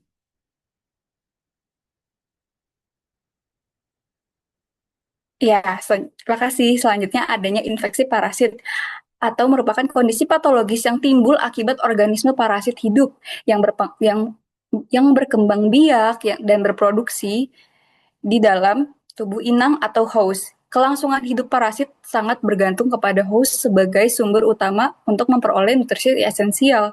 Infeksi parasit dapat menyebabkan demam, kelelahan, gejala pada saluran pencernaan, ruam pada kulit, atau gejala neurologis. Infeksi parasit ini menyebar melalui makanan, air, atau permukaan yang terkontaminasi, gigitan serangga, ataupun mengkonsumsi makanan kurang matang. Nah, selanjutnya adanya infeksi jamur. Infeksi jamur ini atau bisa dibilang mikosis merupakan kondisi patologis yang dipicu oleh organisme dari kelompok fungi baik dalam bentuk kamir, yeast maupun kapang atau mold. Namun, fungi juga bisa menyebabkan infeksi pada mulut, tenggorokan, paru-paru, saluran urin, dan bagian tubuh lainnya. Oke, jadi di sini adanya skema penularan infeksi dimulai dari agen infeksi atau infectious agent adalah mikroorganisme penyebab infeksi. Agen infeksi dapat berupa dari bakteri, virus, jamur, dan parasit. Ini yang tadi aku jelaskan tadi, awal mulanya penyakit infeksi, lalu dilanjut dengan reservoir. Reservoir itu adalah wadah atau tempat sumber agen infeksi dapat hidup, tumbuh, berkembang biak, dan siap ditulahkan kepada manusia atau penjamu. Jadi misalnya ini tuh adanya kayak cross contamination, misalnya ketika kita mencuci ayam gitu kan, terus ada piring di wastafel kita, terus kita mencuci ayam, di atasnya itu bisa piring kita tuh terkena bakteri atau cross contamination. Nah, selanjutnya adanya portal of exit, di mana lokasi tempat agen infeksi meninggalkan reservoir melalui saluran nafas, saluran cerna, saluran kemih, serta transplasenta. Nah, ini lanjutnya ada metode transmisi atau metode transport mikroorganisme dari wadah ke penjamu yang rentan. Di sini terbagi menjadi 5 ya guys. Yang pertama itu kontak, droplet, airborne, vehiculum, dan vektor. Nah, setelah adanya metode transmisi, dilanjut oleh portal of entry, di mana lokasi agen infeksi memasuki penjamu yang rentan dapat melalui saluran nafas, saluran cerna, saluran kemih, dan kelamin atau melalui kulit yang tidak utuh. Jadi infeksi itu bisa masuk ke dalam celah-celah tubuh kita, misalnya ketika kita adanya luka pada tubuh, ataupun robekan di kulit, ataupun mungkin lewat hidung, itu menjadi titik-titik sensitif dari tubuh kita, di mana infeksi itu bisa masuk. Nah, yang terakhir adanya suspectable host atau penjamu yang rentan. Nah, penjamu yang rentan ini adalah seseorang dengan kekebalan tubuh menurun sehingga tidak mampu melawan agen infeksi. Faktor yang dapat mempengaruhi kekebalan dalam umur, status gizi, status imunisasi, penyakit kronis, luka bakar yang luas, trauma, pasca pembedahan, dan pengobatan dengan imunosupresan. Nah, skema ini tuh jadi kita tahu di sini dijelasin kita tahu nih bagian-bagian mana yang bisa membuat infeksi itu masuk ke dalam diri kita. Oke, bisa dilanjut. Nah, di sini ways to diagnose infectious disease. Yang pertama adanya swab test atau mungkin kalian suka pernah dilakukan saat wabah coronavirus. Swab test ini sebuah cotton bud yang dimasukkan di dalam tenggorokan atau hidung untuk mendapatkan bodily fluids yang akan dites melalui mikroskop. Lalu adanya bodily fluid sample. Ini bodily fluid sample ini mirip juga dengan swab test, tapi bodily fluid sample ini terdiri dari darah, urin, saliva, atau feses. Nah, yang ketiga, adanya biopsi atau small sample of skin or tissue, di mana tisu atau kulit kalian akan diambil untuk dilakukan pengecekan. Yang terakhir, adanya X-ray, CT scans, or MRIs. Nah, selanjutnya bisa di slide selanjutnya. Oke. Baik, selanjutnya ini adalah mikrobiologi, di mana singkat aja untuk mikrobiologi ini adalah cabang ilmu yang mempelajari mikroorganisme kecil. Mikroorganisme kecil itu makhluk hidup yang sangat kecil dan tidak dapat dilihat dengan mata secara langsung, seperti bakteri, virus, jamur, dan parasit. Jadi harus memerlukan alat khusus seperti mikroskop. Dan mikroskopnya juga harus memerlukan mikroskop yang memang khusus. Dalam bidang kesehatan sendiri, si mikrobiologi ini mempunyai peran penting untuk mengetahui penyebab penyakit dan patogenesis lainnya untuk membantu proses diagnosis penyembuhan melalui pemeriksaan laboratorium. Boleh dilanjut? Untuk selanjutnya adalah gen dan hubungan gen dan penyakit pada manusia. Untuk gen sendiri adalah unit terkecil atau unit dasar dari tubuh manusia yang mewarisi sifat genetik atau DNA, di mana membawa informasi biologis dalam tubuh manusia. Gen ini berfungsi untuk mengatur pembentukan protein dan aktivitas sel dalam tubuh. Jika terjadi perubahan atau kerusakan pada gen atau yang disebut dengan mutasi, maka fungsi sel dapat terganggu dan berubah juga, yang di kemudian hari dapat menyebabkan penyakit apabila tidak ditanggulangi. Kemudian, gen ini memiliki hubungan yang sangat erat dengan berbagai penyakit pada manusia. Hubungannya itu seperti mutasi, kelainan kromosom, kombinasi gen, dan lingkungan. Contohnya seperti penyakit keturunan, yaitu talasemia, ada penyakit kanker, itu dengan mutasi gen abnormal, dan penyakit metabolik. Boleh dilanjut? Untuk penyakit yang pertama itu adalah penyakit kelainan kongenital, yaitu penyakit bawaan atau sejak lahir, di mana kelainan ini adalah kelainan struktur, fungsi, atau metabolisme tubuh yang sudah ada sejak lahir, berarti bawaan dari orang tua, dan dapat disebabkan oleh faktor genetik, lingkungan, atau kombinasi keduanya. Berdasarkan dari informasi WHO sendiri tahun 2023, disebutkan bahwa kelainan kongenital ini merupakan salah satu penyebab utama gangguan kesehatan pada bayi dan anak di seluruh dunia. Boleh dilanjut? Untuk untuk subbab dari kongenital sendiri, yang pertama ada kelainan Mendelian. Kalau kalian pernah atau kalian masih ingat, di mana di SMA tuh pernah diajarin hukum Mendel, ada hukum Mendel 1 dan 2. Ini tuh salah satu kelainan dari materi tersebut, di mana kelainan ini adalah kelainan genetik yang diwariskan mengikuti hukum Mendel, yaitu pewarisan sifat melalui gen orang tua ke anak. Di sini ciri-cirinya itu ada disebabkan oleh mutasi satu gen, terus ada pola pewarisan yang jelas, yang hukum Mendel tuh yang kayak misalkan orang tua ibunya ini, ayah ini, maka anaknya akan menjadi ini. Terus yang ketiga dapat ditelusuri dalam silsilah keluarga seperti yang dibilang tadi. Di sini ada 3 contoh, ada Tay-Sachs disease, ada sickle cell anemia, dan thalassemia. Di sini bisa kalian lihat ada penggabungan dari antara ayah, ibu, kemudian menghasilkan peranakan yang memiliki beda-beda, yang seperti kalian tahu ada resesif, dominan, dan karier. Yang dimana karier itu bisa membawa dan bisa juga tidak. Untuk klien ini biasanya didiagnosis melalui pemeriksaan genetik molekuler di laboratorium patologi klinik. Boleh dilanjut?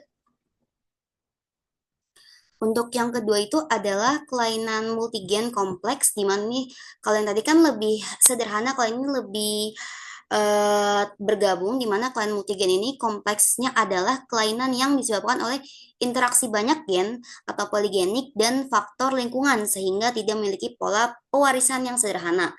Untuk ciri-cirinya sendiri ada penyebab multifaktorial yang tadi, terus ada pola pewarisan yang tidak jelas, ada risiko dari keluarga juga, ada bias seksual, ada gejala bervariasi. Nah, menurut literatur sendiri, penyakit kompleks ini tidak hanya disebabkan oleh satu gen saja, tapi beberapa banyak gen. Contoh seperti penyakit jantung koroner itu kan ada dari penyakit bawaan maupun kebiasaan hidup yang tidak sehat. Yang kedua itu ada diabetes, yang ketiga itu ada kanker, hipertensi, Alzheimer, obesitas, asma dan alergi, skizofrenia atau gangguan bipolar, dan yang terakhir ada celah bibir dan langit-langit atau cleft palate. Boleh dilanjut?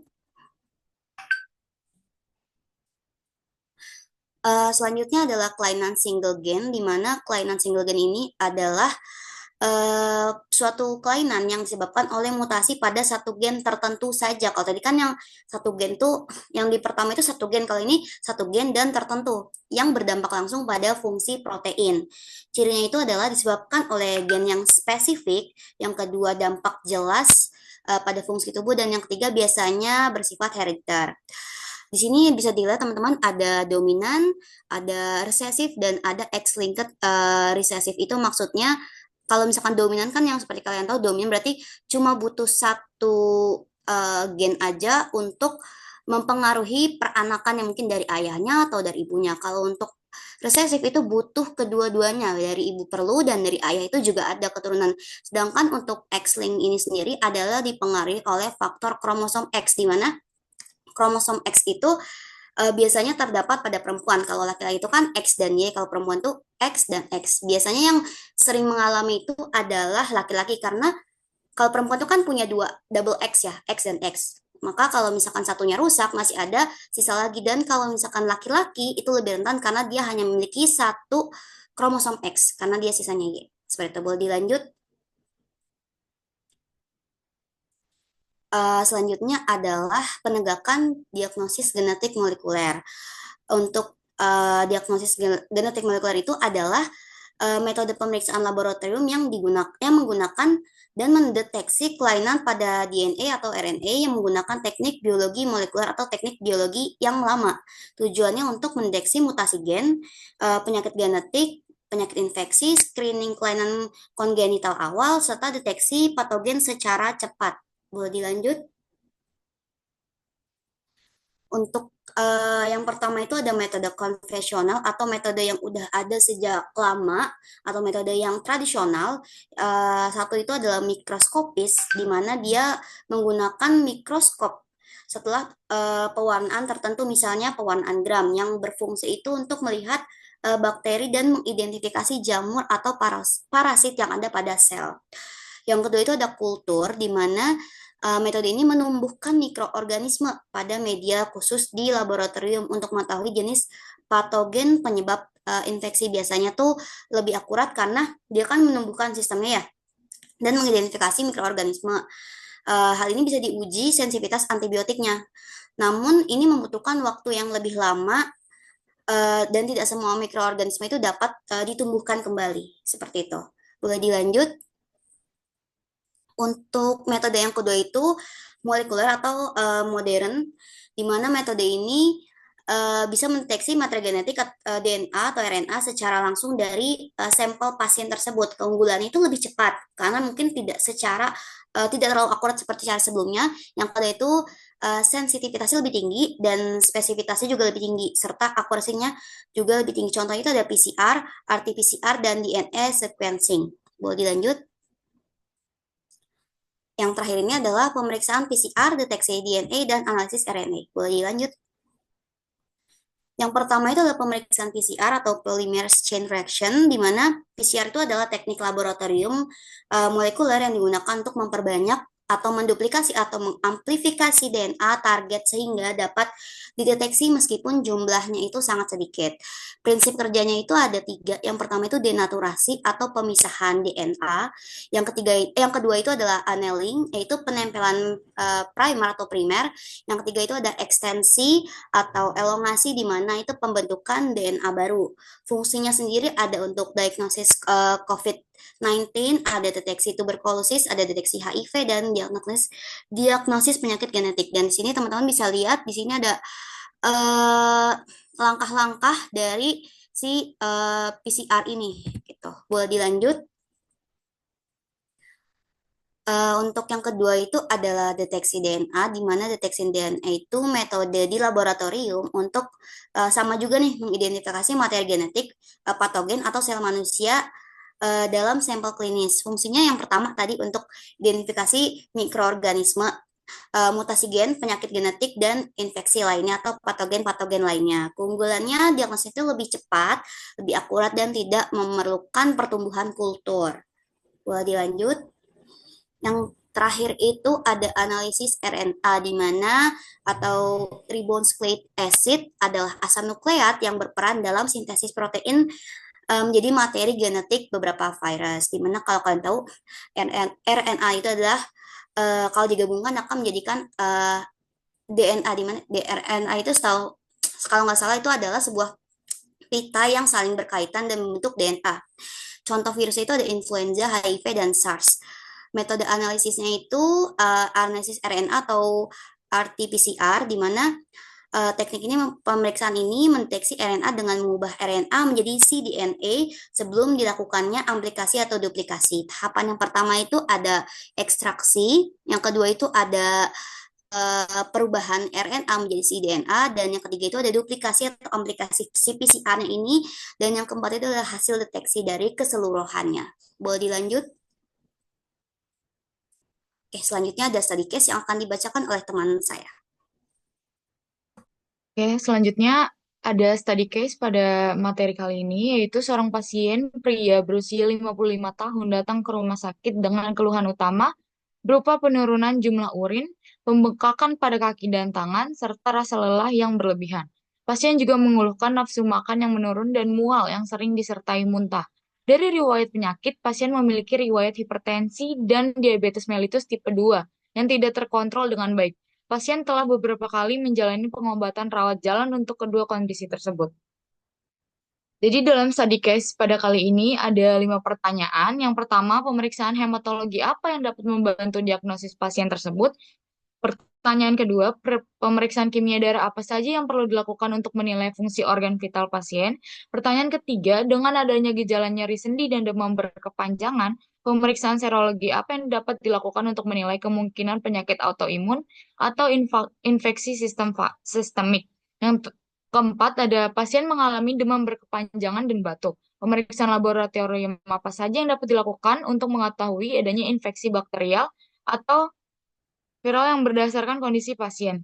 Selanjutnya, pertanyaan yang terakhir yaitu mengingat adanya batuk yang tidak membaik setelah terapi antibiotik, pemeriksaan mikrobiologi apa yang sebaiknya dilakukan untuk menentukan etiologi infeksi paru yang dicurigai pada pasien ini.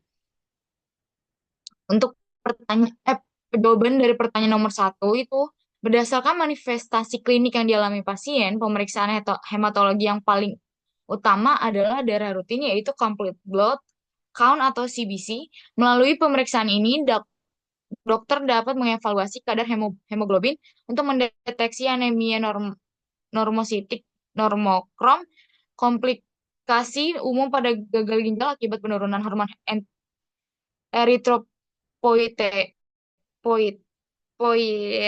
Selain itu, nilai hematokrit akan dipantau karena biasanya menurun sejalan dengan hemoglobinnya. Sementara pemeriksaan laju endop darah atau LED seringkali menunjukkan peningkatan pada pasien dengan peradangan kronis akibat penyakit ginjal tersebut. Untuk jawaban nomor 2, yaitu pemeriksaan kimia darah yang diperlukan pada pasien tersebut meliputi ureum, kreatinin, EGFR, asam urat, elektrolit yang mencakup natrium, kalium, klorida, dan bikarbonat. Selanjutnya, glukosa darah, hemoglobin A1C, albumin, total protein, SGOT, PT kalsium, fosfat, magnesium, dan analisis gas darah untuk menilai fungsi ginjal, keseimbangan elektrolit, kontrol diabetes, fungsi hati, dan kondisi metabolik pasien secara keseluruhan. Untuk jawaban dari pertanyaan nomor 3, pada pasien dengan nyeri sendi dan demam berkepanjangan, pemeriksaan imunologi serologi yang dapat dilakukan yaitu pemeriksaan ANA dan anti-dsDNA untuk menilai kemungkinan penyakit autoimun serta reumatoid faktor atau anti-CCP untuk kecurigaan reumatoid arthritis. Selain itu, dapat dilakukan pemeriksaan antibodi IgM dan IgG terhadap agen infeksi untuk mendeteksi infeksi sistemik.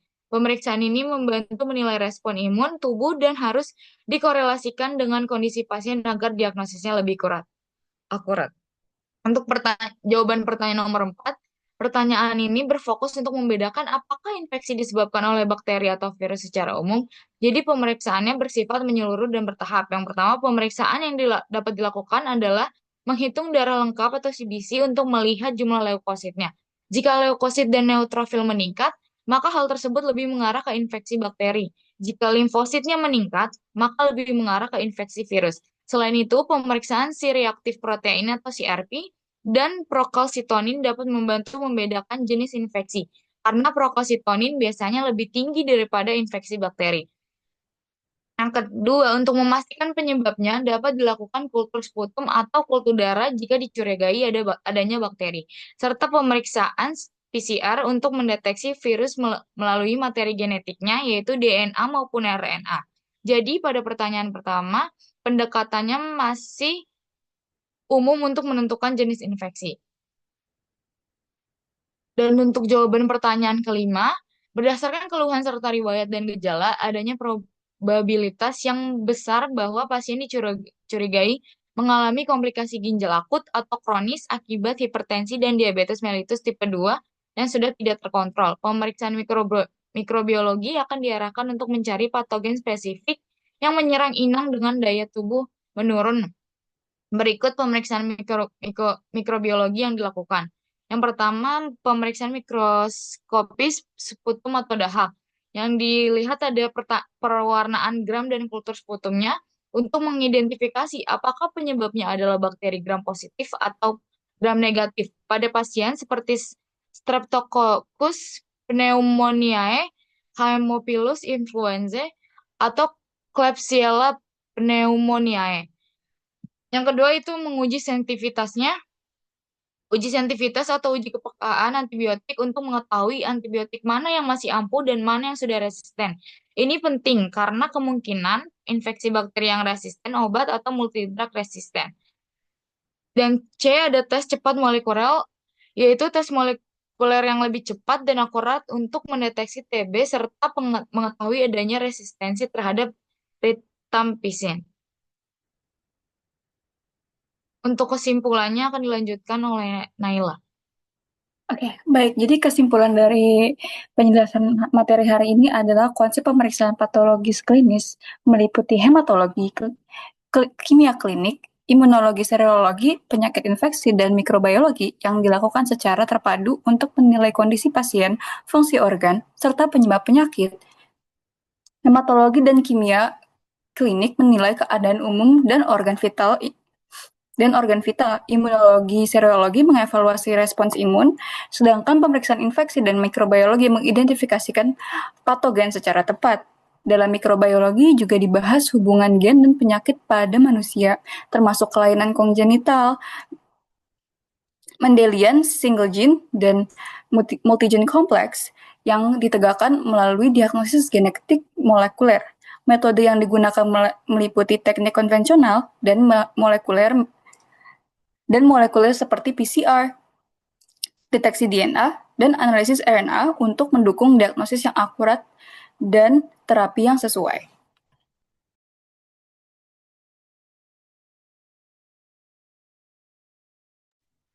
Oke, baik. Mungkin sudah selesai presentasi dari kelompok 2 kelas D ini.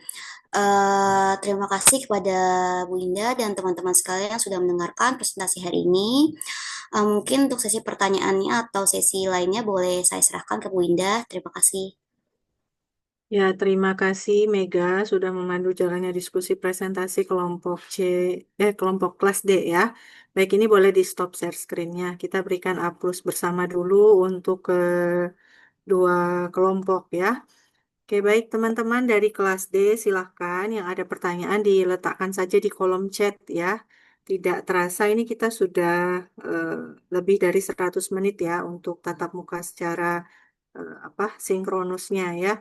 Baik, saya dari kelas D silahkan ya diketikkan di kolom chat. Kemudian kita lanjut ke sesi berikutnya ya, teman-teman ya. Tadi sudah kita simak dua materi dari kelas C dan kelas D, terlihat saling melengkapi ya. Jadi ada yang belum terjawab di kelas C, terjawab di kelas D, begitu ya. Ada yang belum terjawab di kelas D, terjawab di kelas C.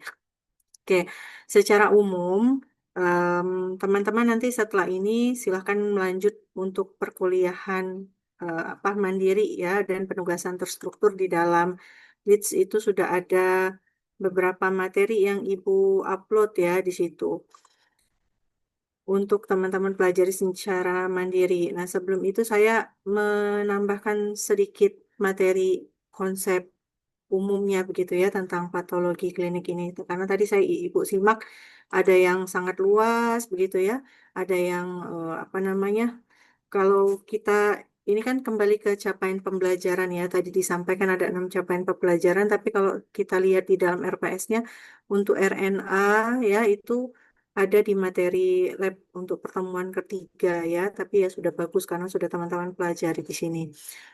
Slide Ibu sudah tampil di layar atau belum ini teman-teman? Sudah, Ibu. Sudah ya. Oke, jadi karena ini kita belajarnya sifatnya basic ya. Kenapa Ibu katakan basic tidak secara spesifik? Karena kita sesuai dengan lingkup capaian kompetensi sarjana keperawatan. Jadi level KKNI level 6 begitu ya, teman-teman ya. Nah, untuk patologi klinis ini sendiri, patologi klinis ini sebenarnya adalah pemeriksaan penunjang, teman-teman. Yang tujuannya untuk apa? Untuk membantu menegakkan sebuah diagnosis penyakit medis ya. Artinya, dokter tidak bisa melakukan penegakan diagnosa medis hanya dengan pemeriksaan fisik saja. Tentu perlu dilakukan pemeriksaan penunjang. Nah, pemeriksaan penunjang ini ada patologi anatomi, ada patologi klinis, gitu ya. Nah, patologi klinis ini lebih ke laboratorium. Laboratoriumnya berbeda dengan laboratorium kita di bidang keperawatan yang sifatnya lebih ke kuratif, ke caring begitu ya, teman-teman ya. Nah, kalau patologi klinis ini lebih ke eh, apa pemeriksaan kuantitatif hasil spesimen untuk menentukan apakah dia dalam batas nilai normal atau di luar nilai normal gitu. Kita bahas sekilas saja di sini ya, karena tadi sudah secara sangat lengkap disampaikan oleh kelompok. Jadi, teman-teman, kenapa wajib belajar patologi klinis di awal ini? Tentunya karena nanti next ke depannya teman-teman akan berjumpa dengan banyak kasus. Nah, dalam setiap kasus itu tentunya akan didukung dengan setiap hasil pemeriksaan klinis. Nah, artinya di sini teman-teman menjadi dasar teman-teman dalam menentukan apakah pemeriksaan jenis apa sajakah yang diperlukan untuk kondisi penyakit-penyakit tertentu. Begitu ya. Jadi luarannya dari belajar ini teman-teman akan tahu batas nilai normal berapa untuk darah tepi ya. Tadi untuk pemeriksaan darah lengkap masuknya apa saja? Ada hemoglobin, kemudian ada leukosit, ada trombosit, kemudian ada neutrofil ya dan lain-lain. Nah, itu teman-teman minimal tahu jenis pemeriksaan darah lengkap apa saja. Kemudian jenis pemeriksaan patologi klinis itu apa saja. Nah, di luar dari itu tadi yang secara kompleks ya, bagaimana cara alatnya berfungsi ya, cara membaca alatnya itu sudah di luar bidang ilmu keperawatan. Ada bidang ilmu lain yang akan mempelajari hal tersebut lebih dalam. Nah, secara umum saja yang perlu teman-teman tahu bahwa tahap pemeriksaannya tadi sudah disampaikan ada pra-analitik, analitik, dan pasca-analitik. Nah, di pra-analitik itu ngapain? Ini yang teman-teman perlu ingat. Oh, di pra-analitik itu artinya teman-teman mengidentifikasi pasien, mengedukasi tentang pengambilan sampel yang akan dilakukan, dan memastikan bahwa pasien setuju untuk dilakukan tindakan. Itu pra-analitik, areanya perawat. Kemudian analitik masuk di proses pemeriksaan lab. Nah, untuk beberapa jenis pemeriksaan lab, karena ada apa namanya tuh analis juga ya, kadang beberapa pemeriksaan itu diambil bukan oleh perawat, teman-teman. Ya, contohnya misal pemeriksaan darah tepi, ya, tapi tidak menutup kemungkinan kita sebagai perawat wajib bisa untuk melakukan proses pengambilan darah labnya. Contohnya seperti apa? Misal teman-teman mengambil, tadi kan sudah ada spesimen urin, spesimen feses, ya, kemudian spesimen sputum, kemudian spesimen darah. Nah, itu yang akan teman-teman lakukan di area keperawatan, mengambil proses pengambilannya ya. Kemudian pasca analitik, ini interpretasi dan pelaporan ini sudah interpretasinya di luar area keperawatan, tapi pelaporannya ini masuk di area keperawatan ya, pasca analitik. Oke. Nah, di sini pra-analitik tadi sudah dijelaskan. Intinya kita identifikasi dulu pasiennya dengan benar. Jadi, untuk pelabelan itu dilakukan di awal. Labelnya baik dia di wadah spesimennya ataupun di alatnya itu dilakukan di awal. Itulah yang akan teman-teman cross-check-kan dengan identitas pasien. Jadi, tanyakan identitas pasiennya, samakan dengan label yang kalian tempelkan di alat, ya. Kemudian, pastikan pasien itu tahu apa saja ya persiapan yang harus dia siapkan. Contoh misal dia mau pemeriksaan darah lengkap, ya, di mana misal pasiennya artinya harus puasa minimal 10 sampai 12 jam. Jadi kalau misal besok dia mau tindakan, infokan ya bahwa hari ini dia wajib puasa terakhir jam 10 malam, Pak, Bu, untuk makan dan minum begitu. Nah, tergantung jenis pemeriksaannya apa. Kalau untuk tindakan operasi biasanya termasuk makan dan minum. Tapi kalau hanya untuk pemeriksaan laboratorium ya, darah biasanya itu minum masih ditoleransi, hanya untuk menghilangkan haus saja ya, tapi tidak boleh minum terus begitu ya, sampai tindakan dilakukan. Artinya kalau jam 10 malam dia harus diinfokan tuh, Dok. Dia harus puasa, besok kita tindakan misal jam 8 pagi begitu ya.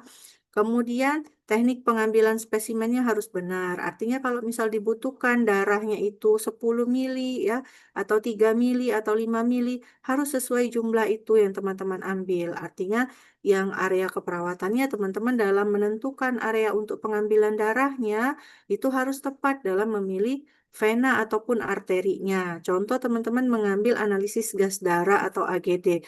Tentu teman-teman harus mengambil di daerah arteri yang besar, di mana saja. Bisa di arteri radialis, bisa di arteri brachialis, bisa juga di arteri femoralis ya, dengan alat yang benar. Kemudian penyimpanan dan transportasi spesimen juga harus benar. Penyimpanan contohnya misal pengambilan spesimen feses, teman-teman. Artinya sebagai perawat, teman-teman harus menginfokan.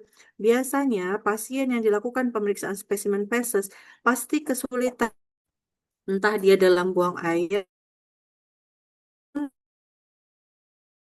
apa diinfokan ke pasiennya. Jangan sampai pasien nanti sudah menampung spesimen, tapi tidak diserahkan langsung ke perawat, sehingga lebih dari 3 jam ya, lebih dari 3 jam itu sudah ada bakteri lain yang berkembang di dalam spesimen tersebut. Artinya kurang dari 1 jam itu sudah harus diserahkan ke perawat, begitu sudah terkumpul dan harus langsung dianalisis laboratorium supaya hasilnya tepat ya. Oke, nah peran kita memastikan inform konsen, mengedukasi pasien ya.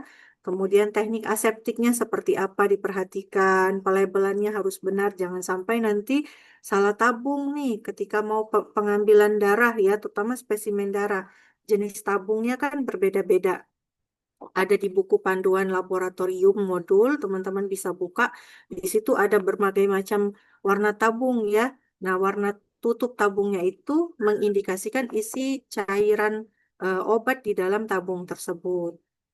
Oke, kemudian tahap analitik itu ya ketika kita menggunakan metode kimia nih. Kalau ini sudah bidangnya apa namanya itu di luar bidang keperawatan ya. Kita di sini memastikan jenis pemeriksaannya tepat, mengetahui nilai rujukan normalnya berapa, apa ya. Kemudian mengidentifikasi hasilnya, kita lihat nanti hasilnya bagaimana, apakah dalam batas normal atau tidak, kalau tidak mengindikasikan apa. Kemudian pasca analitik, kita baca hasil labnya, kemudian hubungkan dengan kondisi KU umum pada pasien, ya. Contoh misal pasiennya anemi, HB-nya berapa, begitu ya, pada perempuan kurang dari berapa, pada laki-laki kurang dari berapa. Lihat kondisi klinis umumnya, oh memang pasiennya lemah, pucat, gitu ya. Nah, kemudian dokumentasikan pada rekam medis. Nah, ini intinya ini peran dari teman-teman sebagai perawat ya. Jadi, paham untuk teknik pengambilan sampelnya, identifikasi nilai normalnya teman-teman wajib hafal, berapa nilai normal untuk hemoglobin, trombosit, leukosit ya. Kemudian dokumentasikan ya, dan apa saja yang harus teman-teman edukasikan ke pasien untuk persiapan melakukan pengambilan spesimen. Nah, ini contoh saja, misal kalau hemoglobin, hematologi darah biasanya yang diperiksa tadi sudah disampaikan kelompok ya, pemeriksaan darah lengkap. Kalau kimia klinik biasanya itu untuk menilai fungsi organ ya. Fungsi organ bisa itu organnya apa hati ya, bisa ginjal begitu ya. Di sini SGOT, SGPT biasanya hati, kreatinin, ureum ya. Ini biasanya ginjal, gula darah ya.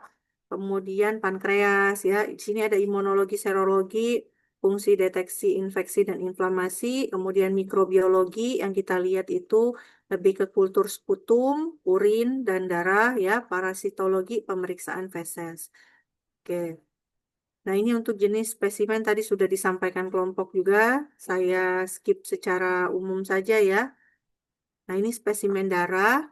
Ini ada jenis-jenisnya. Jadi ada darah yang diambil lewat vena, kemudian ada yang lewat kapiler ya, ada yang lewat arteri, kemudian nah, pengambilannya ini apa? Cara pengambilannya berbeda dan jenis tabungnya juga berbeda, teman-teman.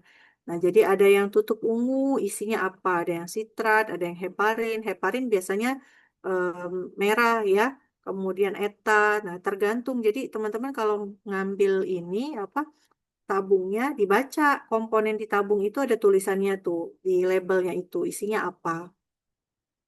Nah, kemudian di sini untuk pengambilan spesimen urin, kalau urin ini kita lebih ke arah pH yang kita lihat ya.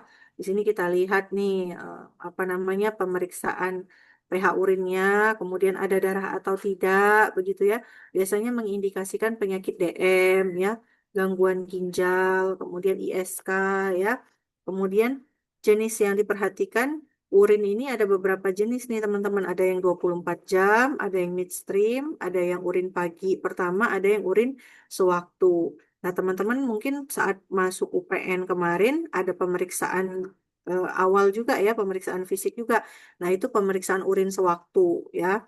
Kalau pemeriksaan urin sewaktu biasanya dipakai untuk tes kesehatan ya, bebas narkoba begitu ya, urin sewaktu. Oke, kemudian di sini spesimen feses selanjutnya. Nah, spesimen feses ini kan biasanya dilakukan oleh pasien. Nah, yang penting teman lakukan ya sebagai perawat adalah memastikan lewat edukasi bahwa pasien tahu bagaimana cara mengumpulkan spesimennya dengan tepat dan benar ya. Untuk melakukan spesimen feses ini ya tentu saja di sini pasiennya harus apa dikondisikan di kamar mandi begitu ya. Jadi kalau misal dia buang air itu nggak boleh langsung ke tempat air yang jadi kan maju sedikit ada yang lengkungan begitu ya. Nah, di situ jadi fesesnya tidak bercampur dengan air dulu, teman-teman. Nah, ketika fesesnya jatuh di apa di bagian leher dari apa namanya itu tempat buang air tadi ya, baik klosetnya itu duduk ataupun kloset duduk. Nah, kemudian baru dikumpulkan dan tidak boleh disentuh dengan tangan. Sudah ada, di sini kan ada tabungnya nih, tutup tabungnya ini sudah ada sendoknya di tutup tabungnya ya. Nah, jadi diambil lewat situ, dimasukkan langsung ke tabung spesimen tersebut. Gunanya untuk pemeriksaan apa? Untuk menentukan ada tidaknya parasit ya, kemudian adanya darah samar, kemudian gangguan pencernaan. Nah, selanjutnya spesimen sputum umumnya dilakukan pada pasien dengan indikasi TB. Nah, kalau misal dalam satu rumah ada satu anggota keluarga yang sudah divonis dengan TB ya, maka biasanya anggota keluarga yang lain juga di screening ya, yang tinggal satu rumah itu. Karena TB ini ada dua jenis, ada BTA positif ya, ada juga yang BTA negatif. Untuk BTA positif itu tingkat penularannya itu sangat cepat sekali ya, 2 kali lipat dibandingkan yang BTA negatif. Nah, jadi di sini indikasinya untuk pasien TB, pneumonia, infeksi paru. Kalau pasien ISPA, artinya dia tidak butuh dilakukan pemeriksaan sputum ya. Nah, langkah-langkah gimana melakukannya itu sudah ada video yang Ibu taruh di dalam Leads. Nanti teman-teman bisa tonton secara mandiri. Oke, selanjutnya di sini ada beberapa contoh kasus. Ini bisa teman-teman pelajari secara mandiri nanti ya. Di sini luarannya di IDK ini teman-teman adalah mampu menganalisis apa saja jenis pemeriksaan klinis atau lab yang didapat, kemudian mengindikasikan apa. Contoh kasusnya kita baca satu saja ya. Saya pilihkan 3, ada yang sistemik, ada yang organ ya. Di sini ada yang organ, saya pilih yang ginjal. Satu lagi yang sistemik, ya, kasusnya diabetes ya. Nah, infeksi, contohnya laki-laki usia 45 tahun, keluhan demam 3 hari, menggigil, lemas, batuk berdahak, suhu 39, nadi 104, RR 24. Hasil pemeriksaan lab darah lengkapnya didapatkan HB-nya 13, leukositnya 18.500, trombosit 2.500, CPR 35 mg per liter, gula darah sewaktu 110 mg per desiliter. Nah, artinya teman-teman luaran dari IDK ini teman-teman harus hafal nilai normal dari pemeriksaan darah lengkap ya. Oke. Nah, di sini yang sudah Ibu bacakan tadi, hasil lab yang tidak yang menunjukkan di luar batas normal ada leukosit ya. Leukosit meningkat itu mengindikasikan adanya proses infeksi atau inflamasi di dalam tubuh pasien. Entah ini karena virus atau bakteri, belum tahu ya. Nah, dibutuhkan pemeriksaan penunjang lain. Didukung dengan adanya CPR, CPR meningkat berarti menandakan adanya inflamasi akut. Nah, inflamasi akut artinya apa nih? Tanda-tanda vital mendukung kondisi infeksi sistemik. Tanda-tanda vitalnya apa tadi? Di sini teman-teman bisa lihat ya. RR masih dalam batas normal tapi sudah di ujung nih 24 kali per menit ya. Kemudian nadi masih dalam, nah nadi sudah di atas nih, udah 104, udah lebih dari 100. Suhunya demam, hipertermi ya, pasiennya lemas, menggigil. Nah, bisa saja leukosit dan CPR meningkat ini karena adanya infeksi di saluran pernapasan. Kenapa? Karena kita temui di sini adanya batuk berdahak. Bisa saja batuk berdahak itu diawali dari infeksi virus yang tidak tertangani dengan baik karena imun tubuhnya kurang kuat ya, sehingga menyebabkan terjadinya peradangan di jalur pernafasan. Nah, peradangan tersebut menyebabkan perlukaan, menyebabkan infeksi berkembang di situ, tidak tertangani dengan baik, terjadilah infeksi bakteri ya. Jadi dari virus itu bisa berubah menjadi bakteri, teman-teman. Suhunya sudah 39 nih, suhu 39. Nah, kita lihat ada nggak KU lain. Kalau misal ternyata KU lainnya disertai dengan mual, kemudian disertai juga dengan buang airnya tidak baik ya dalam konsistensi cair, artinya yang tadinya infeksi hanya karena virus di saluran pernafasan berubah menjadi infeksi bakteri ya ke saluran pencernaan juga. Bisa jadi kenapa? Karena dari daerah perlukaan tadi ya dahaknya tertelan masuk ke saluran cerna, di saluran cerna tadi juga ternyata dahaknya itu sudah mengandung infeksi bakteri, kompleks lah dia. Jadi antara sistem pernapasan sama sistem saluran cerna tuh bisa jadi satu ya apa permasalahannya, padahal disebabkan karena satu masalah umum tadi. Maka perlu kita tanyakan sudah berapa lama demamnya. Di sini sudah 3 hari. Kalau sudah 3 hari, biasanya indikasi demam lebih dari 3 sampai 5 hari, maka wajib dilakukan pemeriksaan laboratorium. Kenapa Bu? Kalau kurang dari 3 hari, pemeriksaan labnya akan sia-sia. Karena kalau kurang dari 3 hari, daya tahan tubuh kita itu masih baik, teman-teman. Artinya masih bisa mengatasi infeksi virus ya dengan pertahanan tubuh kita secara mandiri begitu. Khawatirnya nanti nilai labnya justru malah bias kalau kurang dari 3 hari. Oke, nah ini ada gangguan ginjal. Kalau fungsi ginjal lebih ke nilai ureum kreatinin serta kalium ya. Kalium ini kalau sudah ada ini ureumnya 85, kreatinin 2,8. Nah, kita lihat nih sudah berapa lama ada nggak penyerta penyakit sistemik yang lain. Misal ternyata dia memang punya riwayat diabetes yang lama tidak terkontrol. Nah, bisa jadi sudah masuk ke masalah komplikasi ya ke sistem ginjalnya.